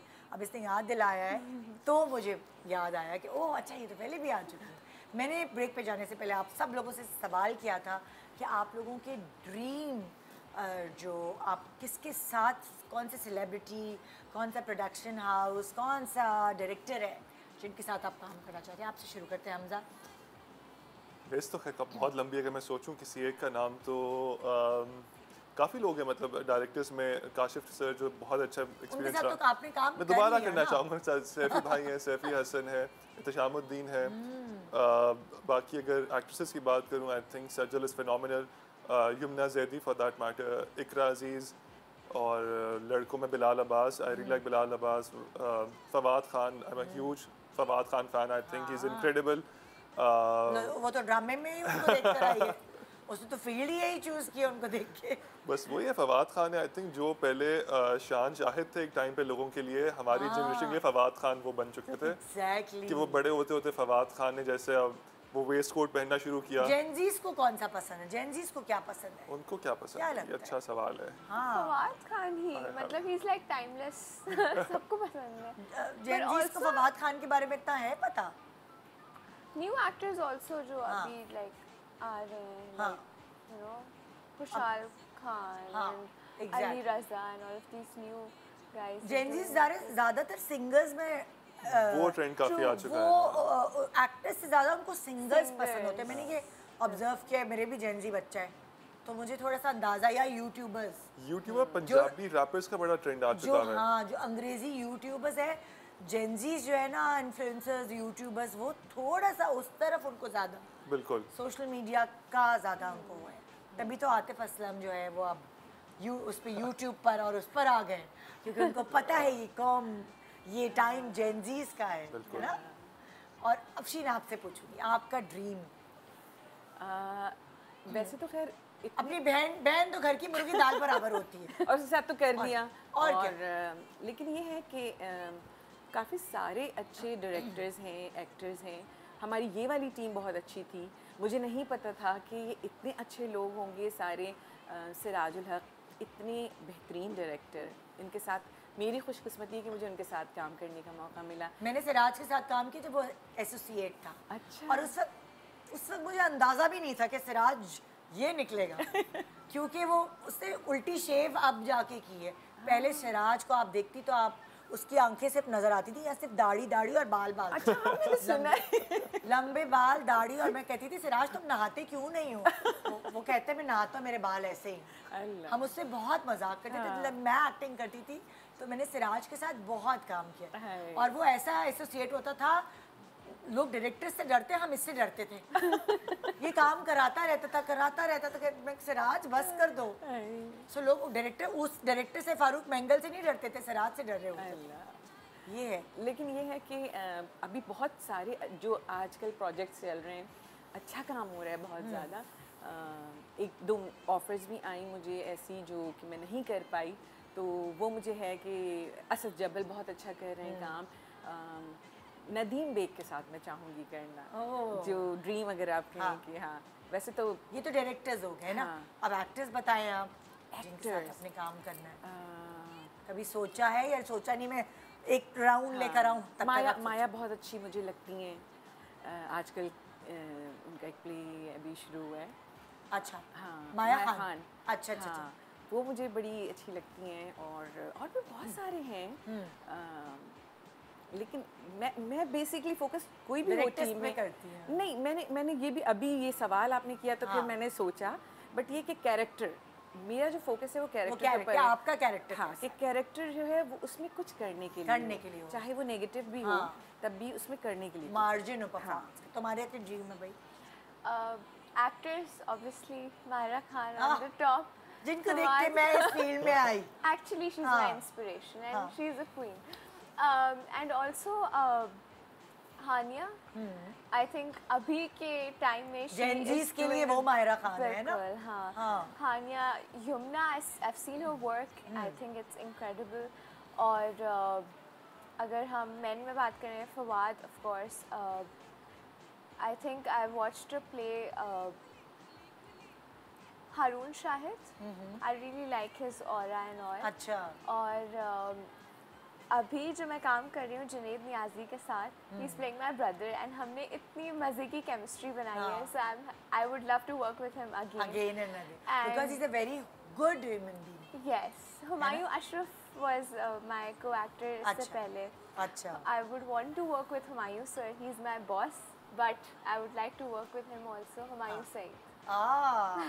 जबरदस्त। अच्छा, वैसे एक चीज़ मैं ऐड करना चाहूँगी कि मेरी बड़ी अच्छी जो बॉन्ड बन गया ना इनके साथ, ZQ के साथ मैं दोबारा चाहूँगी काम करना, एहसन के साथ भी, इवन सुहेल समीर एंड शामिल खान, ये सारे इतने मतलब हेल्पफुल रहे हैं। बिल्कुल नहीं लगता था कि आप पहली दफ़ा इनके साथ काम कर रहे हैं या सीनियर्स हैं, कभी उन्होंने फील नहीं किया। आप बताएं भाई, आपका ड्रीम क्या है? निदा, मैंने थिएटर में इतने डिफरेंट और इतने मुश्किल कैरेक्टर्स को एक्सप्लोर किया कि मैं चाहूँगी कि मैं, अगर स्क्रीन चाहे वो फिल्म हो या टीवी हो, मैं अलग अलग किस्म के किरदार, सिर्फ टिपिकल माँ या इस तरह से ना हो। कितनी सॉफ्ट स्पोकन है ना ये। मतलब मेरे एकदम यूं बिल्कुल ड्रीम्स में चले जाते हैं आप। आपकी आवाज़ माशाल्लाह। Thank you. उसके अलावा मैं अगर डायरेक्टर्स की बात करें तो मैं सरमत खूसट के साथ काम करना चाहूँगी। बिल्कुल। और मैं सैफ़ी के साथ भी काम करना चाहूँगी। उनके साथ ज़रा थिएटर वाला कनेक्शन है, जानती हूँ मैं उनको अरसे से, तो मैं चाहूँगी कि ज़ाती उसके अलावा उनके साथ काम भी करूँ। और काशिफ निसार ऑफ कोर्स जी। लेकिन बुनियादी तौर पे मेरी बड़ी ख्वाहिश है कि हम, चूँकि हमारा टीवी इतना ज़्यादा अच्छा फ्लरिश कर रहा है और हर जगह देखा जा रहा है, आप देखिए जितने भी पाकिस्तानी चैनल्स हैं वो इस वक्त, पहले जैसे टर्किश ड्रामास का एक बहुत बड़ा एक आया था, फीवर आया था, अब हम वहाँ पर हैं और सबटाइटल्स के साथ और ट्रांसलेशंस के साथ हमें देखा जा रहा है। इसका मतलब है हमारी आवाज़ सुनी जा रही है। तो ये इतना हमारे पास अच्छा मौका है कि हम सही चीज़ों पे बात करें और सही बातों को आगे बढ़ाएं, अपने माशरे के हिसाब से भी, डिफरेंट जनरेशन्स के हिसाब से भी, और जो पूरा एक सोशो पोलिटिकल एक माहौल बना हुआ है उसके हवाले से भी। तो मुझे एक ख्वाहिश रहेगी कि इन सब्जेक्ट्स पे, इन मौज़ूआत पे बात हो। बेसिकली जो आपका ड्रीम है वो एक्टर्स डायरेक्टर्स से ज़्यादा सब्जेक्ट्स बेस्ड नहीं, आप सबकी अलग अलग ख्वाहिशात हैं जो हाँ, ये आप कह सकते हैं, है ना, आप कह सकते हैं। हाँ, इन्होंने डायरेक्टर्स चूज़ किए, इन्होंने एक्टर्स और डायरेक्टर्स भी, और आपने कहा मैं सब्जेक्ट्स, ड्रीम्स बेसिकली आपके सब्जेक्ट्स हैं। और मुझे लगता है अनोखे स्क्रिप्ट लिखे जाने चाहिए अभी। वो आप इसलिए सब्जेक्ट की बात करिए क्योंकि अंदर से आप राइटर भी है ना, थोड़ी सी। हाँ, इसलिए मैंने डायरेक्टर्स का नाम नहीं लिया, लेकिन I also look forward to working with Saifee Hassan of course. I would want to work with Nabeel Qureshi again. अभी मैं वजाहत सर के साथ काम कर रही हूँ, बहुत अच्छा लग रहा है, हम लोग कैरेक्टर डेवलप कर रहे हैं। मीसम भाई के साथ मेरा बहुत अच्छा, मीसम नकवी परवरिश के जो डायरेक्टर हैं। अब तो हमारे ऑडियंस भी डायरेक्टर्स के नाम जान चुके होंगे ना, क्योंकि आप लोगों ने इतना, और मैं भी बहुत जिक्र करती हूँ डायरेक्टर्स का, क्योंकि वो तो कैप्टन ऑफ द शिप होते हैं। हमने आपके सामने जो बॉक्सेस रखे हैं, हमारे पास टाइम है अभी इनसे ये, हाँ, तो इससे रिलेटेड आपने थोड़े किस्से हमारी टीम से शेयर किए, ज़रा हमसे भी करें। आपसे हमजा शुरू करते हैं। आप 3 खवातीन की, मतलब एक मर्द है तो मैं ज़्यादा इज्जत दे रही हूँ आपको शुरुआत, वरना लेडीज फर्स्ट होता है। अब मैं, मुझे समझ नहीं आ रही कि लेडीज, मैं कहा हमजा को ज़्यादा इज्जत दे देती हूँ। अच्छा, तो पहला है सपोर्ट के लिए। अच्छा, इसका भी जैसे मैंने पहले मेंशन किया था सपोर्ट के हवाले से कि जब मैंने शुरू किया था ना, तो अक्सर दफ़ा होता है कि आप अम्मियों से बात कर सकते हो, अम्मी फिर भी ना कहीं भी बात समझ आती हैं आपकी कि अच्छा शौक है इसको एक्टिंग करने का। It's easier to communicate with your mother, right? But अब्बू के साथ ना हमेशा एक डिस्टेंस रहता है कि अच्छा आप कर तो रहे हो बट इनको बताओ कैसे कि मैं ये करना चाहता हूँ। तो एक कोई डिस्टेंस रहा हमेशा ना, हमने कभी एक्नॉलेज नहीं की इस चीज़ को कि मैं अगर कर भी रहा हूँ ना, अगर कमर्शियल्स कर रहा हूँ, तो मैंने अब्बू को जाके कभी खुद से नहीं बताया कि मैं कमर्शियल कर रहा हूँ, ना उन्होंने बताया कि मैं तुम्हारा कमर्शियल देखा है मैंने। तो हमारा ना एक इम्प्लाइड कॉन्ट्रैक्ट है कि हम, ये तो नहीं लगा ये टीवी देख रहे हैं और एकदम तुम आए, उन्होंने कहा ये मेरे बेटे से कितना मिलता है। हाँ, ऐसे तो नहीं कभी उन्होंने कहा? पता नहीं, शायद कहा हो तो मुझे नहीं बताया उन्होंने। लेकिन मुझे वहाँ पे फिर फील हुआ कि शुरू में मुझे लगता था अच्छा अब्बू को ना फ़र्क ही नहीं पड़ रहा, आ रहा हूँ नहीं यार। मैं उनके जब किसी दोस्त से मिलता था ना, तो उनके दोस्त को सारा मेरा पता होता था कि कौन सा कमर्शियल, अच्छा बेटा आप तो उस कमर्शियल में थे। आपको कैसे पता? वो आपके अब्बू ने भेजा था हमें कमर्शियल ना, तो अब्बू भेज रहे हैं कमर्शियल वहाँ पे। तो उसके बाद वन डे जो मुझे फील हुआ, मैं अब्बू के रूम में जाता हूँ और मैंने ना ऐसे टीवी ऑन किया, वो स्मार्ट टीवी ऑन किया और उस पर ना मैं यूट्यूब लगा रहा हूँ, तो पहली सर्च आई हुई है हमजा मजीद खान एक्टर। तो अब्बू वहाँ से ना वो देख रहे हैं, but he wouldn't come and tell me कि मैं ये देख रहा हूँ, बट वो मेरे एब्सेंस में ना देख रहे हैं, बट शायद खुश भी हो रहे हैं, ऑफकोर्स खुश हो रहे होंगे देख के, लेकिन बात नहीं करते। तो ये जो डायनामिक है ना फादर और सन की, ये मुझे समझ नहीं आती है ख़त्म कब होगा, वो ब्रिज ख़त्म नहीं हो पा रहा हमारा इम्प्लाइड है बस कि हम अप्रिशिएट कर रहे हैं। ये सबके साथ ऐसा है। Maybe you should make the move. हाँ, Go talk. और क्या करना चाहिए लड़कों को थोड़ा सा। लड़के भी थोड़े ना एक्सप्रेसिव नहीं होते, लड़कियां देखो तो जाके हक कर लेती हैं अब्बाओं को, उनके शोल्डर्स पे लटक जाती हैं, तो हम लोग तो भाई और क्या, नहीं, बहुत मुश्किल काम है। मेरे तो अब्बा का और मेरा कोई गैप ही कभी भी नहीं हुआ। ये लड़कियों के लिए आसान होता है। मुझे याद है नादिया जमील एक दफ़ा एक्टिंग क्लास हम लोग कोच कर रहे, तो मुझे कहती है एक दिन, तुमने बाप को हक किया कभी अपने? हाँ। तो मैंने कहा हाँ, ईद के दिन मिलते हैं ना गले। कहती है नहीं, सीरियसली तुम जाओ और हक करो उनको ना, मतलब हक करो ऐसे करके। अच्छा, मैंने पूरे हिम्मत की, मैंने कहा मैं नादो कल करूँगा जाके। मैं घर गया हूँ, मैंने टाइमिंग मैच की, मैंने कहा अच्छा अब्बू इतने बजे उठेंगे तैयार होने के लिए, वो ब्रश कर रहे होंगे उस टाइम पे, मैं जाऊँगा और बस गले मिल के ना निकल आऊँगा फ़ौरन से। अब्बू उठे हैं बेड से, मैंने कहा बेड से जाके स्पेशल तो नहीं उठे हैं, मैंने आपको हक करना है, ये मैं कैसे करूँगा? कहती नहीं तुमने करना है। अब वो फीलिंग ऐसी थी, मैं जाके नहीं एक मिनट, अब्बू उठे बेड से उठे, अब मैं अब्बू नादू ने बोला आपने जाके ना हक करो अब्बू को, ठीक है? अब मैंने कहा अच्छा अब्बू अगर मतलब लेटे हुए हैं, मैं लेटे हुए अब्बू को कैसे बोलूँ आप उठे, I have to hug you, तो थोड़ा ऑकवर्ड हो जाएगा। लेट के हक कर लो भाई। तो मैंने टाइम नोट किया, मैंने कहा अच्छा ये इतने बजे ऑफिस जा रहे होंगे, ये इस टाइम पे तैयार हो रहे होंगे, तो मैं कैजुअली जाऊँगा बस ऐसे हाँ ओके अल्लाह हाफिज़ बस करके निकल आऊँगा। सो मैंने जाके पूरा टास्क था वो, मैंने प्लान किया, मैं रूम में एंटर किया हूँ, जाके मैंने से हक किया, मैंने कहा अच्छा ओके अब्बू अल्लाह हाफिज़। अब मैं ना निकल आया हूँ और अब्बा का ना तुमसे मैंने देखा कि वो इसको क्या हो गया, इसकी तबीयत ठीक है? वापसी ने मुझे कॉल, मैं गाड़ी में जा रहा हूँ ऑफिस जा रहा हूँ, मुझे कॉल, अब्बू वो नॉर्मली नेवर कॉल मी, कॉल करके मुझे कहते हैं अच्छा क्या हाल है? अब अब्बू हाल क्यों पूछ रहे हैं मेरा? मैंने कहा ठीक हूँ। अच्छा कब तक घर आ जाओगे? मैंने कहा वैसे ही, क्यों कोई काम था? नहीं वो वैसे ही। अब उनको भी समझ नहीं आ रहा है वो एक्सप्रेस कैसे करें, वो बस लंबी करें बिला वजह की।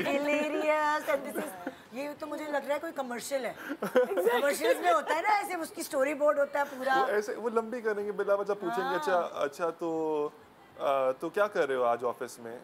कुछ नहीं पता उनको मैं क्या कर रहा हूँ, बट उन्होंने बस बात करनी है मेरे से। क्योंकि वो बढ़ानी, देखिए तुमने पहल की तो वो भी चाह रहे होंगे, लेकिन ये हमें सिखाया नहीं जाता। हो सकता है वो सोच रहे हो कि पता नहीं क्या बात है जो कह नहीं पा रहे हो, कुछ तुम्हारे जैसे दिमाग ये में दिल में चल कर रहा था, वैसे ही वो भी चाह रहे हैं कि कोई एक ब्रिज बने, और वो एक दूरी होती है जो पता नहीं क्यों बाप और बेटे के दरमियान रखनी पड़ती है, कि थोड़ी सी खौफ रहे, थोड़ा सा डर रहे, भटके नहीं। हम कितने मतलब लाइक जो बेटे हैं उनमें माँ का खौफ नहीं होता, उनमें बाप का खौफ एक रहता है, और वो शायद वो बिल्ड करने के लिए बाप और बेटे थोड़े से दूर हो जाते। लेकिन मुझे लगता है कि जो मुझे फील होता है चीज़ कि लड़कों को, जो हमारे फादर्स की जनरेशन भी है, उनको सिखाया नहीं जाता कि हाउ टू एक्सप्रेस लव। उनको हमेशा से बिकॉज यू नो आपको बनना आपको घर संभालना है सारा, तो जो आपकी एक साइड है कि आपने लव दिखाना है अपनी औलाद को, वो कैसे दिखाओगे? तो इसलिए अब्बू के लिए भी ऑकवर्ड है कि मैं how do I say I love you to my child, वो कैसे बोलें? बिकॉज शुरू से नहीं बोला, मैंने कभी नहीं बोला। तो आप किसी चलते फिरते किसी बंदे को आप ऐसे कहते हो आई लव यू सो मच। अम्मा ने तो कह देती है, अम्मा बच्चे तो छेड़ रहे होते हैं, अम्मा क्या हटे ना यार। और स्पेशली मैं अगर मेरे बड़े बेटे को प्यार करती हूँ तो वो लाइक उसको कुछ होता है कि क्या है, लेकिन मैंने उसको ये कहा है कि इस पे कोई बात नहीं, ऐसा ही है। अगर मैं तुम्हें हक कर रही हूँ, प्यार कर रही हूँ, मैंने ही तो उसके जहन में डाल ली है ये चीज़। मगर आप अक्सर देखें तो मतलब लाइक बेटों से रिलेशनशिप ऐसा होता है, अम्मा हटे ना यार, अम्मा क्या है यार, नहीं करे। मेरे ख्याल में बाप और बेटे के बीच में हमारे माशरे में बदकिस्मती से लव लैंग्वेज जो है वो डेवलप ही नहीं हो सकी। और टफ़ लव जिसको कहते हैं कि दुनिया ज़िंदगी के लिए तैयार करना है बच्चे को, उस चक्कर में वो बहुत होल्ड बैक करते हैं बाप भी, और नतीजतन उसके कॉन्सिक्वेंस में बच्चे भी। और फिर वो एक साइकिल टूट ही नहीं पा रही है, कहीं एक उस चेन के एक कड़ी ने टूटना होता है, और फिर वो एक फ्री फ्लो आप लव लैंग्वेज चेंज हो सकती है। अच्छा, थोड़ा सा इसमें मैं ये कहूँगी कि माएँ थोड़ा सा पार्ट प्ले कर सकती हैं। मैं तो अपने बड़े बेटे को ढकेलती हूँ, जाओ डैडी को प्यार करो, जाओ हक करो, जो बोलो उनको I love you, father's day बोलो। ये थोड़ा सा ना माओं को करना पड़ता है, क्योंकि दोनों आदमी है ना, आदमियों को थोड़ी इस मामले में उनका ब्रेन नहीं चलता। तो ये चीज़ें औरतों को, जो घर की औरत है, बेटी है, बेटियाँ हैं, उनको थोड़ा एक ब्रिज बनना पड़ेगा दो इम्पोर्टेंट जो लोग हैं घर के, उनके बीच। हाँ जी, आपका किस्सा। मेरा किस्सा बहुत इंटरेस्टिंग था वैसे, बहुत मज़ा आया। बाकी बड़ा इंटरेस्टिंग था इनका। डराना तो ये मैं पहले भी शेयर किया था मैंने। हम जब छोटे थे तो महविश को मैं जो ना ले जाके कहीं पे भी जहाँ पे कोई नहीं है कमरे में, और उसको डराती थी। और क्यों डराती थी? इसलिए कि जब मैं उसको कहती थी ना कि क्या कर रही हो तुम, आंखें नीचे करो, तो वो ना आंखें नीचे करती थी, उसके आंखों में ना आंसू आ जाते थे, और ना वो बाहर नहीं गिर रहे होते थे, और इतनी मोटी मोटी आंखें हो जाती थी और आंसू नजर आ रहे, बहुत क्यूट लगती थी। और मैं कहती ऊपर देखो यूँ करके, तो वो ना यूँ करके देखती थी और नीचे उसके गोल गोल आंसू नजर आ रहे होते, बहुत बेचारी का जो बहुत बड़ा ट्रॉमा हो, चाइल्डहुड ट्रॉमा। एग्जैक्टली मैं ही करती थी, और उसके बाद ना उसने कभी शिकायत भी नहीं की। और जब मैं देखती थी अम्मी इधर उधर नहीं हैं, तो मैं उसको ले जाके साइड में, पता नहीं है उसको एक्टिंग की प्रैक्टिस आपने करवाई है। शुरुआत महविश तुम्हारे करियर की यहाँ से हुई है।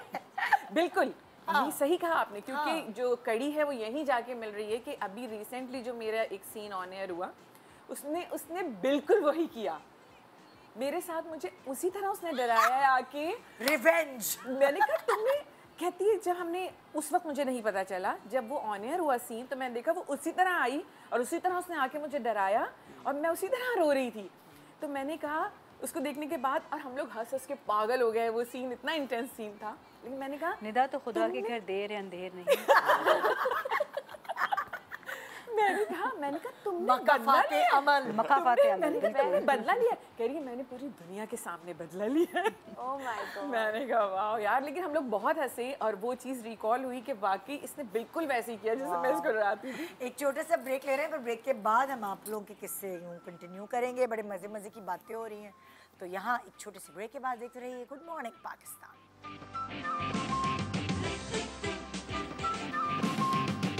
Welcome back, good morning Pakistan. आज हम इनसे बड़े मज़े मज़े की किस्से कहानियाँ सुन रहे हैं और अच्छी अच्छी बातें पता चली। चलो, तुमने क्या किस्सा सुनाया है, बताओ। पहला तो ये क्या है? एक्टिंग। ये क्या किस्सा है? ये किस्सा ये कि जब मैंने स्टार्ट किया था ना, तो द फर्स्ट एड वाज जेलो बेलो, एक जेली की एड थी, तो उसमें हमें डांस करना था। अब वो डांस हमने प्रॉपर रिहर्सल की, ये वो ऐसे बहुत क्यूट स्टेप्स थे उसके, अब जब वो शूट पे गया ना, जब हमने एक शूट डे पे फाइनल आए, तो वो पता नहीं कोऑर्डिनेशन सबके साथ नहीं हुई थी। There were like 3 leads in the commercial and वो फिर हम साथ बैठे, हमने वो फिर से वो प्रॉपरली किया, क्योंकि कैमरा पे यू गेट नर्वस ऑफ पहला ऐड था, बट देन वो बहुत अच्छा हो गया। ये किस्सा था? हाँ, खत्म हो गई कहानी? एक्टिंग के तो 2-3 किस्से थे। एक तो ये भी था कि मैंने कहा अभी कुछ होगा, क्योंकि इन दोनों के किस्सों में इतनी जान थी, कहानी थी। मेरा एक्चुअली मेन किस्सा नीचे है। मेन किस्सा सुना दो भाई। हाँ, सही है। सो रात तक थोड़ी शो चलेगा। ब्लैक क्या ये क्या है? स्कूल में ना हम लोग सब I used to be the very naughty kid in school. तो मैं पीछे बैठती थी, पढ़ाई में अच्छी थी बट वैसे मस्तियाँ बहुत करती थी। तो एक बार टीचर ने कहा कि ना आपको बोर्ड पूरा साफ करना है, तो मैं गई और वो फिर और भी बच्चे आ गए और फिर हम ज़ोर ज़ोर से ना उसको क्लीन करने लग गए और वो बोर्ड गिर गया और वो एक और बच्चे के यहाँ पे लगा and she start crying and मैं इतनी मस्ती में थी, मैंने कहा ओ ये तो मजाक कर रही है, एंड देन आई रियलाइज कि उसको असल में लगा है।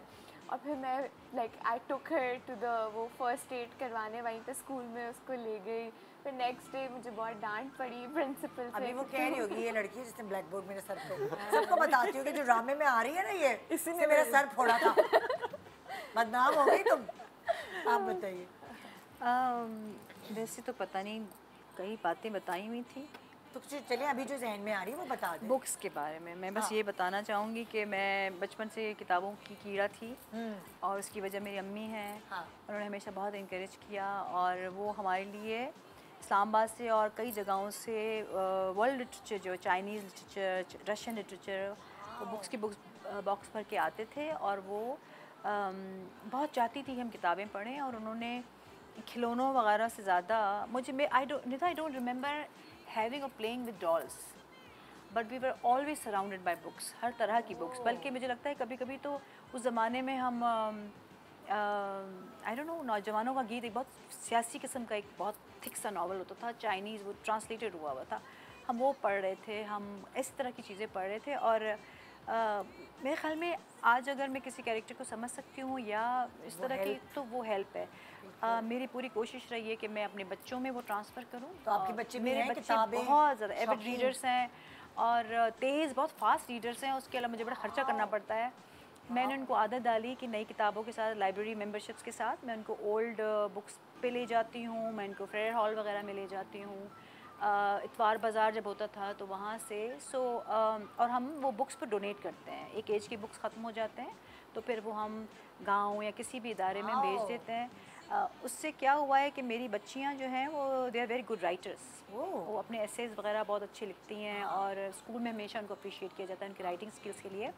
मेरे ख़्याल में बहुत ज़रूरी है पेरेंट्स के लिए कि आजकल जो दौर आ गया है स्क्रीन्स का, बच्चों को किताबें पढ़ाने के लिए आप जितना कर सकते हैं मोटिवेट कर सकते हैं। हमें धोखा देते हैं बच्चे, कहते हैं वो जो उस पे आईपैड वगैरह पे तो बुक पढ़ रहे हैं हम, किंडल विंडल, लेकिन पता है मैं किंडल को पकड़ाऊँ ना तो वो फील नहीं आती जब तक किताब और उससे खुशबू ना आए पेपर की। मैं जब नई किताब खोलती हूँ, पढ़ते हैं किताबें मेरे बच्चे भी, लेकिन ये कंप्यूटर्स पे पढ़ते हैं। आई डोंट नो व्हाई, कि क्या करें फिर, किस तरह शिफ्ट जनरेशन का फ़र्क है शायद। मुझे तो जब तक किताब हाथ में ना आए, उसका पेपर क्रिस्पीनेस की फील ना हो, जल्दी जल्दी पढ़ रहे होते हैं। कहते हैं हमें इससे ज़्यादा आसानी है पढ़ने की। अब समझ नहीं आता कि क्या करें। वो किताबों की तरफ वो मैनुअल, हर चीज़ ऑटो हो चुकी है, तो मैनुअल उसकी तरफ कैसे लेके जाएं? बस ये मैं ज़रा आपसे टिप्स लूँगी प्रोग्राम ख़त्म होने के बाद। Books are amazing. बुक्स हाँ भाई, तुम्हारा किस्से का इंतज़ार है मुझे। इसके किस्से बड़े मज़ेदार हैं। जी जी जी। और ये ही is a good story teller, yes, है ना? ये हर किसी के अंदर ये टैलेंट नहीं होता। अगला है इंट्रोवर्ट। सो मैं बचपन में बहुत ज़्यादा इंट्रोवर्ट था। मैं बिल्कुल बात शात नहीं करता। 2-3 दोस्त से बस उन्हीं से बात करनी, इसके अलावा किसी से बात भी नहीं करनी और खामोश चुप चुप पढ़ाई में लगा रहा। तो जब टीनेज फेज़ में आया तो स्कूल के अंदर ना 2-3 दोस्त और, अब वो सबको शौक है ना थोड़ा हम बताएं कि हम भी थोड़े बैड बॉय बन सकते हैं। तो अब मुझे किसी ने बोला कि यार, और हम सीनियर्स को देखते थे, वो बिल्कुल सामने ना हमारे एक टक शॉप होती थी स्कूल के बाहर, कि कभी सीनियर्स ने ना दीवार फलांग के उस तरफ जाना, तो दीवार फलांगते हैं तो बड़ा कूल लगता है, मतलब ये थोड़ा मतलब रूल्स को फॉलो नहीं करेंगे ना हम लोग, हम थोड़ा इस तरह के। तो अब मेरे दोस्त से पंप किया, मुझसे बोल, अब हम लोग नए सेकेंडरी से प्राइमरी से सेकेंडरी स्कूल में गए हैं, तो मुझे कहता है कि यार अब से ना हम भी ये क्या करेंगे, स्कूल बंक किया करेंगे। मैंने कहा ठीक है हम भी करेंगे। अच्छा अब वो चला गया, इत्तेफाक से वो निकल गया, अब मैं निकला हूँ और मैं दीवार फलांग रहा हूँ, पता नहीं मेरे दिमाग में क्या था। स्कूल के जो डायरेक्टर थे ना उनसे हर बंदा डरता था और मेरे दिमाग में ऐसा बना हुआ था कि तो क्या होगा, मैं करूँगा। मैं वो सामने मुझे देख रहे हैं, मैंने अपना बैग ऐसे बाहर उठा के फेंका है दीवार से और ऊपर चढ़ा हूँ और मेरी आधी टांग इधर है, एक टांग इधर है और वो सामने मेरी शक्ल देख रहे हैं और उन्होंने बस आंखों से मुझे कहा कि बेटा उतर जा नीचे मतलब। और अच्छा मैं दोबारा ऐसे नीचे उतरा, सारा जितना मैं बैडास बना था ना ख़त्म हो गया मेरा। उनकी आंखें देख के मैं ऐसे नीचे, जी सर। तो कहते हैं विच क्लास, मैंने क्लास बता दी, योर नेम, और कहते हैं कल आके ना ब्रेक टाइम, और हमें जो डिटेंशन मिली थी कल ब्रेक टाइम आके ना मेरे ऑफिस के बाहर खड़े हो, और ऑफिस के बिल्कुल बाहर पूरा स्कूल आपको देखता था और आप खड़े रहे हो वहाँ पे।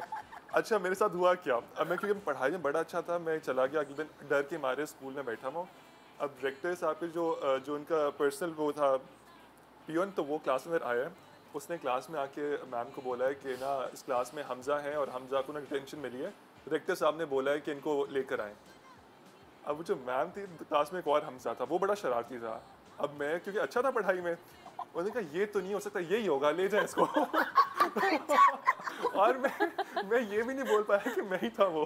मैं चुप, जी जी जी। वो बेचारा कह रहे मैम चले जाओ उठ के यहाँ से क्लास से बाहर, आप जाओ, आप ऐसे ही करते हो, आप बात ले जाए इसको। उस बेचारे को ले गए और क्योंकि डायरेक्टर साहब ने तो मिलना भी नहीं था, उससे तो अपने असिस्टेंट को कह दिया इस बच्चे को खड़ा कर दो जाके वो बेचारा आज तक मैं याद करता हूँ कि वो, और मैं मिसना बन के बैठा रहा, मैंने नहीं बोला कि मैं नहीं था। आज उसको भी पता चल गया होगा। ओह माय गॉड बहुत फनी वाकई। ये वाली चीज़ें जब आप बाद में याद करते हैं तो कितना एक फ्रेशनेस सी आ जाती है आपकी ज़िंदगी में कि हमें लगता था कि वो जो मुश्किल दिन है वो पढ़ाई वाले, बस ये हो जाए ना, पास हो जाए, यहाँ से निकल जाए तो ज़िंदगी संवर जाएगी। और मेरी टीचर कहती थी तुम लोग ये दिन याद करो, ये ज़िंदगी के सबसे आसान दिन है जो तुम लोगों को सबसे मुश्किल लगते हैं। तुम लोगों को करना क्या होता है, सिर्फ पढ़ना ही तो होता है, सिर्फ यही तो जिम्मेदारी है कि एग्ज़ाम में अच्छे नंबर लाने हैं या टीचर्स के आगे थोड़ा अच्छा बनना है, यही लगता है हमें, यही ज़िंदगी है बस। लेकिन जब ज़िंदगी में आप प्रैक्टिकली आते हो तो फिर पता चलता है आटे दाल का भाव कि ये तो हलवा था। हाँ भाई तुम्हारा किस्सा। अच्छा मेरा किस्सा, अच्छा जो मेरा पिछला जो किस्सा था उसमें मैं बता दूं, जो महविश को मैं डराती थी वो बिल्कुल प्यार से करती थी, प्यार से डराती थी। मुझे टू लेट घर भी जाना है, टू लेट, इसने कहा वायरल हो जाएगा, हो चुका। नहीं असली डाइन है ये तो। मैं बताती हूँ क्या वायरल करना है आपको। अब सॉरी, हमें असली डाइन है। हमें महविश से हमदर्दी हो चुकी और आप डाइन बन चुकी, टू लेट। सॉरी, वो बाकी इतनी क्यूट लगती थी, सिर्फ इसलिए अब कुछ बहुत कम कभी आप लोग पिछले सेगमेंट का क्लिप था, मैं आपको वो भी रीडिंग भी बता देती हूँ वो वायरल कीजिएगा। Okay fight scene. हाँ तो ये खैर कोई बहुत हैपनिंग थी लेकिन not in a good way. इनकी तरह नहीं हो सकता, ये जीत गए इसमें जी, इनके किस्सों का मुकाबला कोई नहीं कर सकता। लेकिन ये हुआ था कि एक सीन था हमारा भी जो रिसेंट शूट चल रही थी उसमें, तो उसमें उसको टॉर्चर करते हैं, मारते हैं, तो वो ग्लास ऑब्वियसली वो रियल ग्लास नहीं था बट वो शुगर की बनी हुई होती है, तो वो महविश को सच में जाके लग गई थी और वो बहुत बुरी तरीके से लगी थी। नहीं तो वो लगती भी है क्या? वो लगनी नहीं थी, बेसिकली थोड़ा डिस्टेंस रख के वो करना था। तो वो ग्लास की बोतल थी? नहीं, वो थी शुगर से बनी हुई थी, लेकिन फिर भी उसके एजेस वगैरह शार्प थे क्योंकि वो तोड़ी हुई थी। हाँ। तो पहली दफ़ा में नहीं लगा, बट जो सेकंड वो किया ना उस पे उसके जाके फेस पे जाके वो टूट गई। ओह माय गॉड! और वो लिटरली चीखने, अच्छा किसी ने नोट नहीं किया क्योंकि हम सब उस सीन के अंदर थे, मैंने उसको पकड़ा हुआ था, तो जब उसको लगा तो मैंने उसको देखा और मेरी चीखें निकल गई, मैंने कहा उसको सच में लग गई है, वो बैठ गई ना। तो खैर उसके बाद हाँ बहुत थोड़ी देर, मतलब 1 घंटे तकरीबन हम लोगों ने नहीं कर सके हम शूट, उसको आइसिंग की, काफ़ी स्क्रैचेस वगैरह आ गए थे, लेकिन फिर क्योंकि वो इंटेंस सीन था, वो करना ज़रूरी था, फिर हमने उसे कंटिन्यू किया यार। लेकिन मज़े की बात ये कि बहुत सारी टेक्स हुई थी, लेकिन जो ऑन एयर हुआ है वो वही वाली टेक हुई है। वहाँ भी किस तरह पता चला कि जब मैं उसको पकड़ी हुई गुस्से में पकड़ी हुई यूँ करके और यूँ और जब उसको लगा था मेरी शक्ल यूँ हो गई थी, तो वो एक्सप्रेशंस जो है वो नोट किए कि ये तुम इस पे चीखी थी और ये वाले एक्सप्रेशन है, तो वही वाला शॉट लगा क्योंकि बहुत नेचुरल आया होगा ना, जाहिर है। ओह माय गॉड, ये एक स्कार रहा तो नहीं उस वक्त तो खैर मेकअप इतना ज़्यादा आइसिंग वगैरह की थी, तो काफ़ी रेड निशान पड़ गए थे, बट फिर वो बेस से थोड़ा सा छुपा लिया। चलो भाई, कुछ है किससे कि नहीं है। अगर तुम्हें लगे कि तुम्हें कि ये तो बस शुरू और ख़त्म हो गया, तो तुम कुछ और भी सोच के सुना सकती हो। हाँ, मुझे याद कभी कभार इंसान को सुबह सुबह नहीं आते अचानक से, इसको बहुत आते हैं। हमजा का मुझे पता चल गया। हाँ, ये मेरी स्कूल की कहानी है बेसिकली। अच्छा। वो रेसिंग होती थी ना बचपन में, रेस। जी। तो एक थी वो जिसमें आपके लाइक टू पैर बंधे होते, पैर बांधते दो थे, दो दोस्तों के। अब मेरी जो फ्रेंड हाथ भी बंधा होता है और पैर भी दोनों, हाँ है ना, ऐसे यूं पकड़ा हुआ होता है और पाँव बंधे हुए होते हैं। अच्छा ठीक। तो जो मेरी फ्रेंड थी ना, उसको बहुत था कि हमें जीतना है ये वो, और मैं थी यार, और मैं स्लो थी, I was not a good runner. तो अब उससे मुझे इतना मोटिवेट किया, हमने इतनी प्रैक्टिस की। जब हम प्रैक्टिस करते थे ना, हमेशा मेरी वजह से, क्योंकि मैं पाँव गलत ले लेती थी, हम गिरते थे। उसने कहा अगर रेस में गिरी ना तो मैं तुम्हें छोड़ूंगी नहीं, और उसने मुझे बहुत धमकाया। उसने कहा लेकिन अगर हम जीते ना तो मैं तुम्हें ऐसे, वो कुछ आती थी उस टाइम पे, I don't know, gloss type कुछ स्वीट, मतलब उसने ब्राइब किया तुम्हें कि मैं ये दूंगी। अब मैं सुबह से, जिस दिन रेस का दिन था, मैंने कहा स्लो स्टेप्स, 1 2 कोऑर्डिनेटेड। मैं प्रैक्टिस करी हो तुम। रास्ते में पापा used to drop me to school, तो मैं, पापा कहते क्या बोल रही हूँ, मैं बोलती रही यस 1 2 और स्लो स्टेप्स बोलती रही। और वो ग्लॉस मुझे चाहिए था, नया नया आया था, so we won the game, we won the race. इसका मतलब अब डायरेक्टर्स आप लोग समझ जाए, किसी दिन ये वीक हो रही हो एक्टिंग में, आपको इसको रिश्वत देनी पड़ेगी। पहले से बोलना पड़ेगा तुम्हें किट कैट चॉकलेट मिलेगी बेटा, सही कर लो ये सीन। Ji please. अच्छा, मैं तो सुबह सुबह जी जो बातें जहन में आई थी वही बोल दी थी, उनको बता दी थी। नहीं लिखी नहीं, बट दिस इज़ ट्रू। मैं शायद लगती ना हूँ अभी थोड़ी देर के लिए, लेकिन मैं बहुत क्लमजी हूँ। मैं गिरती पड़ती और चीज़ें गिराती तोड़ती रहती हूँ। और यानी आप हमारी काजोल हैं पाकिस्तान की ना, तो उधर गिर रही हैं उधर गिर रही हैं। जब हमारे बच्चों से पहले मेरे मियाँ जब ट्रैवल करते थे, तो जो बैकपैक होता था, पूरा वक्त मैं उससे दुकानों में चीज़ें गिराती, पता भी नहीं चलता रहता था। और उससे पहले मेरी बड़ी बहन शादी से पहले, और उसके बाद मेरे हस्बैंड पीछे लोगों को माफ़िया मांगते हुए, चीज़ें संभालते हुए, चीज़ें दोबारा जमाते हुए, रखते हुए, मुझे कुछ पता नहीं चलता था। कहीं पे कोनी मारी, कहीं कुछ किया, कुछ गिरा दिया, खाता सुनो जरा, जब जा रही हो तो देख लेना, हमें सेट चलाना है। और निदा, उसके बाद जब मेरे बच्चे हुए तो फिर यही काम मैं उनके डायपर बैग से करने लगी।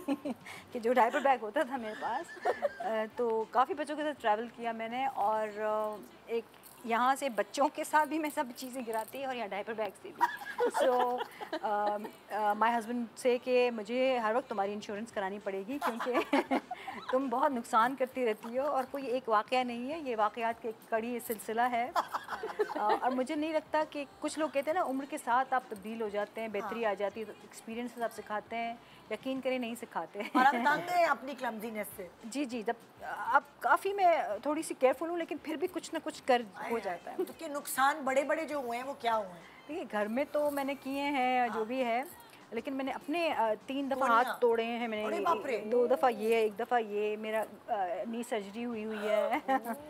सो यस, टूटी फूटी भी हैं, टूटी फूटी बाकायदा। आइए भाई, स्टोरी टेलर, मज़ा आएगा आपकी कहानियाँ सुनते हैं। अगला है मैनिफेस्टेशन का। सो ये खैर 2-3 स्टोरीज मेरे दिमाग में आ रही हैं इससे तो, लेकिन जो मुझे अभी रिसेंट तो नहीं, पिछले साल की बात है। सो मेरा एक दोस्त है रासिक।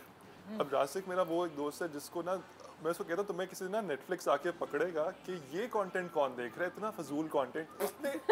उसने दुनिया का फजूल कंटेंट उस बंदे ने देखा होगा। अगर आप उससे पूछेंगे ना कोई ऑस्कर विनिंग फिल्म के बारे में, ये अच्छी नहीं थी, मज़े की नहीं लगी, तो उससे मैं पूछता जो बुरी फिल्म होगी ना दुनिया जहां की, उसकी फेवरेट मूवी होगी। मेरी फेवरेट फिल्म ये फिल्म है। तो मैं एक दिन गाड़ी चला रहा हूँ, तो मैंने कहा यार अगर एक्टर बनना है तो एक्टिंग सीखनी भी चाहिए, तो क्या करूँ।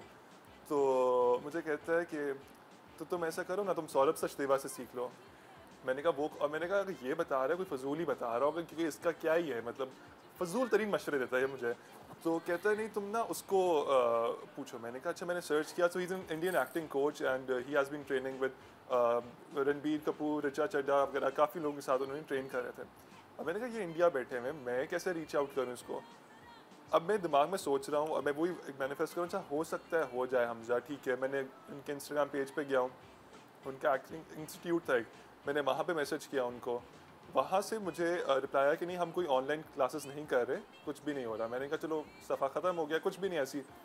अब मेरा एक और दोस्त है इंडिया के अंदर, इत्तेफाक से हम वैसी बात करें, हम एक्सचेंज करें, you know how do you practice your craft, हम यहाँ पे ऐसे करते हैं। उससे कहा अच्छा मेरे पास कुछ नंबर्स हैं तो दे माइट हेल्प यू, ये नंबर है। उसमें एक नंबर आ रहा था सौरभ सचदेवा का भी। मैंने उनको ऐसे ही मैसेज किया, विद इन 5 मिनट उनका मुझे रिप्लाई आया है, और उन्होंने बोला somebody from my team will get in touch with you. और उनकी टीम से मुझे एकदम से कॉल आ रही है इंडिया से। I answered the call and they like this is the first time कि हम एक हाइब्रिड सिस्टम कर रहे हैं एक्टिंग के लिए, कोचिंग के लिए, और हम ग्लोबली लोगों को लेना। पाकिस्तान से सिर्फ मैं था उस टाइम पे उस कोर्स के अंदर, बट बाकी Kenya, Singapore, Malaysia, different courses. और वो पहली और आखिरी दफ़ा ही कोर्स हुआ, 3 महीने का कोर्स था हमारा, और वो हो गया, कंप्लीट हो गया। एंड आई वाज मतलब वहाँ पे गेस्ट स्पीकर आते थे, नसीरुद्दीन शाह साहब आए थे एक दिन, नवाजुद्दीन सिद्दीकी आए थे एक दिन। सब ऑनलाइन हो रहा था, सब ऑनलाइन हो रहा था। और मैं खुद हैरान था, ये लोग जिनको मैं टीवी पे देखता आ रहा हूँ, हाँ। ये कैसे आके और ये मेरे से बात कर रहे हैं, हाँ। और पूछ रहे हैं कि अच्छा क्या, एक एक्सरसाइज हमारी होती थी कि how are you feeling, he would ask you how are you feeling to get in touch with your true self, कि आप क्या फील करो इमोशन को। तो आके एक बंदा मेरे से पूछ रहा है, नवाजुद्दीन सिद्दीकी पूछ रहा है how are you feeling. I like ये मेरे से क्यों पूछ रहा है मेरे, और मैं बता रहा हूँ, और मैं उनको बता रहा हूँ सारा का सारा। और वो जो क्लासेस में जो एक होता था ना कि आप ब्रेक डाउन से बड़े होते थे, इमोशन निकालना किस तरह से करना। और दूसरा मेरे साथ सेम चीज़ हुई थी नादिया जमील के साथ, बिकॉज जब मैंने एक्टिंग का बोला सीखना है, सो मुझे पसंद थी कि oh I think she is a lovely actress, और मुझे इनसे सीखना है। अब हम लोग शादी पे बैठे हुए, सो नादो आपा वहाँ बैठी हैं, मैं आके ना बड़ा टैक्टफुली यहाँ के बैठा। मैंने कहा अब तो नज़र पड़ेगी इनकी मेरे पे। तो मैं ऐसे बस जान की हरकतें कर रहा हूँ कि देख लें। तो हमारी स्मॉल टॉक शुरू हो गई फाइनली। तो कहती हूँ what do you do. Normally I say that you know I work in the corporate. वहाँ पे मैंने थोड़ी हिम्मत करके कहा कि मुझे ना एक्टिंग का शौक है, मैं एक्टिंग सीखना चाहता हूँ। तो वो ऐसे बैठ के उनका पॉस्चर भी ज़्यादा ऐसे स्माइल करेंगे, कहती हैं why do you want to be an actor. पता नहीं मैंने जो भी जवाब जो भी दिया, उनके हस्बैंड अली भाई वाज आल्सो सिटिंग देयर। हमने बातचीत की, मैं अपना फ़ैन बॉय मोमेंट मेरा हुआ, मैं घर चला गया। वापसी पे मुझे याद है मेरा जो दोस्त वही इंडिया के अंदर है, मैं उसको बता रहा, मैंने कहा you know today I met Nadia Jamil और ये। तो उसने कहा अच्छा यू नो मेरी है बातचीत उनसे, because he is a journalist over there. उसने कहा मैं जानता हूँ उनको। तो मैंने कहा अच्छा कोई बात, हमारी उसके बाद नहीं हुई। 6 महीने गुजरे हैं, और तब मुझे था कि यार मुझे सीखनी है एक्टिंग, मैं किससे सीखूँ, क्या करूँ। मैं दोबारा अपने दोस्त को कह रहा हूँ कि यार मुझे बताओ कि कोई बंदा है तुम उसने कहा I know somebody in Pakistan, she might be able to help you out with the you know basic सिखाने में। तो मैंने कहा कौन है, कहते हैं नादिया जमील। मैंने कहा अच्छा ठीक है। तो उसने मुझे ईमेल आईडी दिया नादो का कि इनको रीच आउट करो। मैंने dear ma'am hope you doing well पूरी ईमेल लिखी हुई। नादो आपा ने भी मुझे ईमेल आईडी दिया, नंबर नहीं दिया पहले। तो हम ईमेल्स पे 6-7 महीने एक्सचेंज करते रहे, because she was in UK at that point. Finally हम लोग जाके 1 साल बाद उन्होंने बोला अच्छा come to over to my house. हम घर एंटर हुए हैं, मैं नादो आपा के पास ऐसे बैठ के ना लाइक फुल ओ अच्छा सीनियर एक्ट्रेस बैठी है, मैं बातचीत कर रहा हूँ। और ये मैंने पूरा सोचा हुआ था कि मैंने सीखूंगा तो इसी से सीखूंगा, यही सिखाएंगी मुझे। अली भाई उनके हस्बैंड एंटर करते हैं, और अली भाई कहते हैं तो तुम पहुँच गए हो यहाँ पे फाइनली फिर। तो नादो आपा कहती हैं क्या मतलब अली, ये तो फर्स्ट टाइम मिल रहे हैं। कहते तुम्हें याद नहीं है राबिया की बहन की शादी पे भी था ये लड़का तुम्हारे साथ बैठा हुआ था। एंड नादो वाज लाइक हम मिले में, मैंने कहा हाँ हम मिले में। और अली भाई की 1.5 साल पुरानी बात है, एक रैंडम आपको कहता मुझे समझ आ गई थी तुम ना घर तक पहुंचोगे हमारे। तुम पहुंचोगे। थैंक यू आप लोगों का यहाँ पे शो पे आने का, बहुत अच्छा लगा आप लोगों से मिलके, और टाइम का पता भी नहीं लगा। और देखें बस ब्रेक पे जाने का टाइम आ गया। बेस्ट ऑफ लक आपके करियर्स के लिए, और हम आपको और भी अच्छे अच्छे कैरेक्टर्स में देखना चाहते हैं, और इसी तरह काम करते रहिए और हमसे मिलते रहिए। Thank you so much, thank you. Good morning Pakistan break के बाद हमारे साथ रहिए।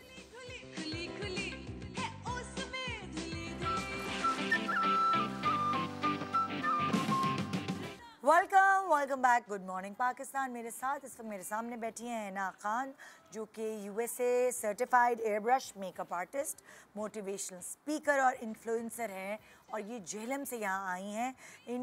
इनका जो सैलून बेसिकली कह लें, या बल्कि उसको आप इस तरह कहें कि it's called Hina's beauty lounge. Under one roof बहुत सारी ब्यूटी की चीज़ें वहाँ होंगी मैसर। तो आइए हिना को वेलकम करते हैं। अस्सलाम वालेकुम। वालेकुम अस्सलाम Nida, thank you very much for having me here.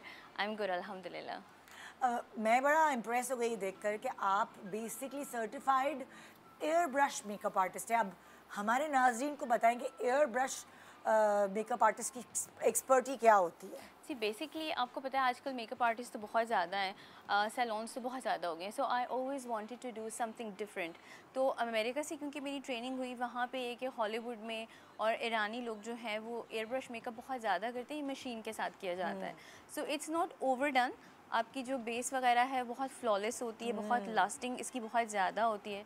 जैसे कि आपको पता है हमारी जो ब्राइड्स होती हैं उनकी रुखसती होती है, लंबे फंक्शंस चलते हैं, camera lights all the time, तो वो फ्लॉलेस लगना by the end of like function very important होता है। और वो मतलब लाइक मैंने देखा है कि उस बेस से आप बहुत और यंग लगते हैं, थुपा हुआ मेकअप नहीं लगता, ऐसे ही है, ग्लो आती है फेस पे और ग्लोई। एंड उसमें ये कि अक्सर आप देखते हैं ना कि जब आप दूर से देखते हैं तो ब्राइड का मेकअप बहुत अच्छा लग रहा होता है, but as soon as you go near her तो वो ऑल केकी और क्रैक्ड और थोड़ी देर बाद ऑक्सीडाइज हो जाता है। लेकिन इसमें ऐसा कुछ नहीं होता। So this was new Pakistan में। I think hardly maybe 2-3 लोग कर रहे हैं। अपना भी एयर ब्रश किया हुआ है? No, this is not air brush because मैं मैनुअल मेकअप भी करती हूँ। अच्छा। बट ये कि air brush I usually do for brides. अच्छा। हाँ, सो मैंने इसको झेलम में इंट्रोड्यूस कराया। पंजाब पूरे में हम ऑलमोस्ट जो है इसकी फ्रीलांसिंग ब्राइडल सर्विसेज दे रहे हैं, बट जो मेरी मेन ब्रांच है वो झेलम में ही है। अच्छा, आप ज़ाहिर इन्फ्लुएंसर भी हैं, सोशल मीडिया पे काफ़ी एक्टिव हैं, उसके बारे में बताएं, वो उससे क्या? So basically जब मैंने इसको स्टार्ट किया, for me it was not for a financial reason, it was just to keep myself busy, and मेरी जर्नी में मैंने फील किया कि I groomed और मेंटली भी मुझे बहुत ज़्यादा रिलैक्सेशन मिली। तो मुझे लगा कि I can be an influencer. मैं दूसरी लड़कियों को इंस्पायर होती भी थी, मुझसे पूछती थी हाउ यू डू दिस, क्योंकि ग्रेजुअली मेरा जो सफ़र है वो टीवी चैनल से ही स्टार्ट हुआ था। अच्छा। मैंने पहले एक ब्राइडल कंपटीशन किसी चैनल पे विन किया, and then I started off with my business ना। तो फिर मैंने आहिस्ता आहिस्ता influencer as a influencer start किया। देन आप अपने एक्सपीरियंसेस से लर्न करते हैं। देन मेरे पॉडकास्ट स्टार्ट हुए, मोटिवेशनल स्पीकर वाली साइड पे फिर मैं चली गई। सो अल्हम्दुलिल्लाह मुझे लगता है ये सब कुछ साइड बाय साइड चलता है। आपको पता है आजकल तो बिज़नेस भी जो है, social media is very important, आपको उसको लेके चलना पड़ता है। इसकी अच्छी साइड्स भी हैं और नेगेटिव भी हैं, but you know I am just having positive outcomes from here. और मैं लड़कियों को भी यही कहना चाहती हूँ कि if you have any sort of skill, कोई भी स्किल है, तो वो उसको यूटिलाइज़ करें और लाइफ में किसी पे भी डिपेंडेंट नहीं रहना चाहिए। सो दैट्स वाई मैं डिफरेंट चीज़ें करती रहती हूँ। मैंने कोई एंड फुल स्टॉप नहीं लगाया, अभी भी नहीं है। I am like open to learn ना। मैं मे बी और भी चीज़ें करूँगी। अभी आपके शो के थ्रू मैं ये भी अनाउंस करना चाहती हूँ कि मैं अपनी क्लोथिंग लाइन भी ब्राइडल जो है वो इसी साल इंशाल्लाह लॉन्च पे अपने जो है इंट्रोड्यूस कराऊँगी। या तो फिर वो सब under one roof, under one Hina's beauty lounge में मौजूद होगा। बिल्कुल, क्योंकि मेरी बहुत सारी जो ब्राइड्स हैं वो अभी भी हमसे अपने ड्रेसेस जो हैं वो कस्टमाइज़ कराती हैं। अच्छा। तो मुझे लगा कि उन्होंने मुझे कहा कि आपको ये स्टार्ट करना चाहिए। सो काफ़ी सारी ब्राइड्स जो होती हैं, जो स्पेशली बाहर से लोग आ रहे होते हैं, उनके लिए ईजी हो जाता है कि just you go at one place, आपका ड्रेस रेडी है, मेकअप ना, या बेस्ड इन झेलम, बट हमारी bridal services are available all over Punjab. अच्छा, तो आप लोग ट्रैवल करके भी मेकअप करने चले जाते हैं? Yes, obviously charges are different, but services are there, क्योंकि I am providing airbrush makeup जो पंजाब में है ही नहीं है। I am the only one there in Punjab. So अल्हम्दुलिल्लाह प्राउड ऑफ दिस कि I am giving a very different service. और जैसे कि आपको पता है, आपको भी एयर ब्रश मेकअप का पता है, I am having very good feedback. 5 years हो गए हैं मेरे इस बिज़नेस को, एंड मेरी जो ख़ास स्पेशलाइजेशन है वो है ही एयर ब्रश। अच्छा, मुझे ये बताइए कि जैसे लाइक एयर ब्रश मेकअप के लिए आपकी स्किन जो है वो अच्छी होना ज़रूरी है, या अगर कोई पैची या डिस्कलरेशन हुई हुई है उस स्किन पे भी एयर ब्रश मेकअप हो सकता है? एयर ब्रश मेकअप हर तरह की स्किन पे हो सकता है। एंड आई थिंक काफ़ी सारी जो ब्राइड्स कंसर्न होती है ना कि किसी को सम टाइम स्किन प्रॉब्लम होती है, कोई एक्जिमा होता है, या वो कहती हैं कि हमारी स्किन बहुत ऑयली है, तो मैं उन्हें कहती हूँ हर मेकअप से जो सेफ़ मेकअप है ना वो एयर ब्रश है। एक तो हाइजीन इश्यूज़ उसके अंदर नहीं आते हैं, बिकॉज आप ब्रश वगैरह यूज़ नहीं करें, स्पॉन्ज यूज़ ज़्यादा नहीं हो रहा। इट्स बेसिकली गन है, कंप्रेसर गन है, उसके साथ आप जो है उसको अप्लाई कर रहे हैं। लेकिन जो स्किन है ना, उसके लिए चाहे आप मैनुअल मेकअप कराएं या आप एयर ब्रश कराएं, I always tell my brides या जो भी लोग मेकअप कराते हैं कि आप एक दफ़ा में आके ये नहीं कह सकते कि कि हम मेकअप कराएंगे और जो भी हमारी इम्परफेक्शंस हैं, स्पेशली अगर स्कार्स वगैरह हैं तो वो चले जाएंगे। सो आपको 2-3 मंथ्स पहले जो है वो प्लान अप कर लेना चाहिए। इसीलिए हम लोग अपने लाउंज में मैं कॉस्मेटिक ट्रीटमेंट्स भी देती हूँ, जिसमें कार्बन पील आ जाती है, कुछ लेज़र्स आ जाते हैं, semi permanent makeup is also available जो आजकल काफ़ी ट्रेंड में है, तो वो किया जा सकता है। Because I believe if the canvas is clear तो ऑब्वियसली पेंटिंग तो ऊपर अच्छी ही होगी ना। So skin is like that. Oh अच्छा अच्छा अच्छा। और सर्विसेज क्या हिनाज़ ब्यूटी लाउंज में मौजूद हैं, इसके बारे में आप बताना चाहेंगे? मैं यही देख रही थी कि पंजाब में मैंने स्पेसिफिकली देखा कि कौन कौन सी सर्विसेज जो है वो नहीं दी जा रही। कुछ सर्विसेज ऐसी हैं जिसकी मैं टोटली अगेंस्ट हूँ, आजकल बहुत ज़्यादा सैलून्स में हो रही हैं, स्पेशली आई लैश एक्सटेंशंस जो है वो की जाती हैं, but I am really against that because लोगों को अवेयरनेस नहीं है। उससे आपकी अपनी नेचुरल जो लैशेज़ हैं वो भी फॉल आउट कर जाती हैं। The glue use can even cause blindness. इसका है ये साइड इफेक्ट। मैं भुगत चुकी हूँ इस चीज़ को। आई टेल मेनी पीपल, और यहाँ पे आपका शो तो बहुत लोग देखते हैं, तो मैं इसके थ्रू भी कहना चाहती हूँ। मैंने लगवाई थी तब भी मैंने कहा बहुत मज़ा आया, और उसके कुछ 4-5 महीने बाद मैंने कहा लोगों से कि ये ज़िंदगी में गलती कभी नहीं करना, जो आपकी हैं वो भी चली जाएंगी। मैंने कितनी मुश्किल से वापस दोबारा उगाई हैं कि मैं जानती हूँ, और मैंने कितना बेयर किया है उसको। तो आप मुझे बताइए कि लाइक और क्या क्या services? I do semi permanent makeup, जिसमें आईब्रो माइक्रो ब्लेडिंग जो है मेरा सबसे रनिंग वाला जो प्रोसीजर है। आप खुद करती हैं? मैं खुद करती हूँ, वो मेरा स्टाफ नहीं करता। इसकी भी सर्टिफिकेशन मैंने अमेरिका से ही की है। उसमें ये है कि आजकल ये इसलिए है और रेकमेंड भी मैं इसलिए करती हूँ क्योंकि आपको पता है कि काफ़ी सारे लोग होते हैं वो सम टाइम, जैसे कि कैंसर पेशेंट्स होते हैं, कीमोथेरेपी होती है तो उनके बाल जो हैं वो ख़त्म हो जाते हैं, तो लेडीज़ बड़ी कॉम्प्लेक्स में चली जाती हैं। और वैसे भी जब एज बड़ी होती है ना खवातीन, तब भी लाइट झड़ रही होती है ना। सो वो आपके फेस में eyebrows play a very important role. कभी किसी की पैदाइशी ही लाइट होती है, समटाइम कोई कट ऐसा होता है जहाँ पे बाल नहीं होते हैं, तो वो ये कि या लाइट है तो आपको डेली बेसिस पे, जैसे वर्किंग लेडीज़ हैं तो उन्हें रोज़ फिलिंग करनी पड़ती है। Being a lady you know कि आईब्रो अच्छी बने इसमें काफ़ी टाइम लगता है। या तो वो अभी है कि लड़कियां ऐसे जो है वो करवा लेती हैं ना आपकी एटलीस्ट 1.5 साल के लिए, वो इट लास्ट जान छूट जाती है आपकी, एंड इट्स सेफ, कोई साइड इफेक्ट नहीं है। बट वन आंखों से देखिए वो दूर भी है थोड़ी सी चीज़, ये बिल्कुल आपकी टाइट लाइनिंग के पास होती है बिकॉज उसमें ग्लू यूज़ हो रही है, फिर आपकी अपनी लैशेस से अटैच हो रही है, तो वो पानी की भी आपको पता है केयर करनी पड़ती है। और क्या क्या करती हैं आप? सेमी परमानेंट मेकअप में फिर आ जाता है बीबी ग्लो भी करते हैं, लिप टिंटिंग भी उसके अंदर आती है, lasers are also available at my lounge. Carbon peel जो है, ब्लैक डॉल फेशियल जो है, इट्स मतलब ये 5 मिनट्स वाला है, जो वर्किंग वुमेन है वो आती हैं वो करवाती हैं। ब्रेक टाइम प्रोसीजर है वो हो जाता है, ये भी वहाँ पे अवेलेबल है। So quite a variety of things जो है मैं वहाँ पे ऑफर कर रही हूँ। बट मेरा जो मेन होता है ना वो ये होता है कि it's not about money, it's about कि what is safe. So I'm only providing safe procedures under my roof. Thank you so much Hina, बहुत अच्छा लगा आपसे मिलकर। Same here. So बिल्कुल लोग जाएं Hina beauty lounge in Jhelum. Thank you so much.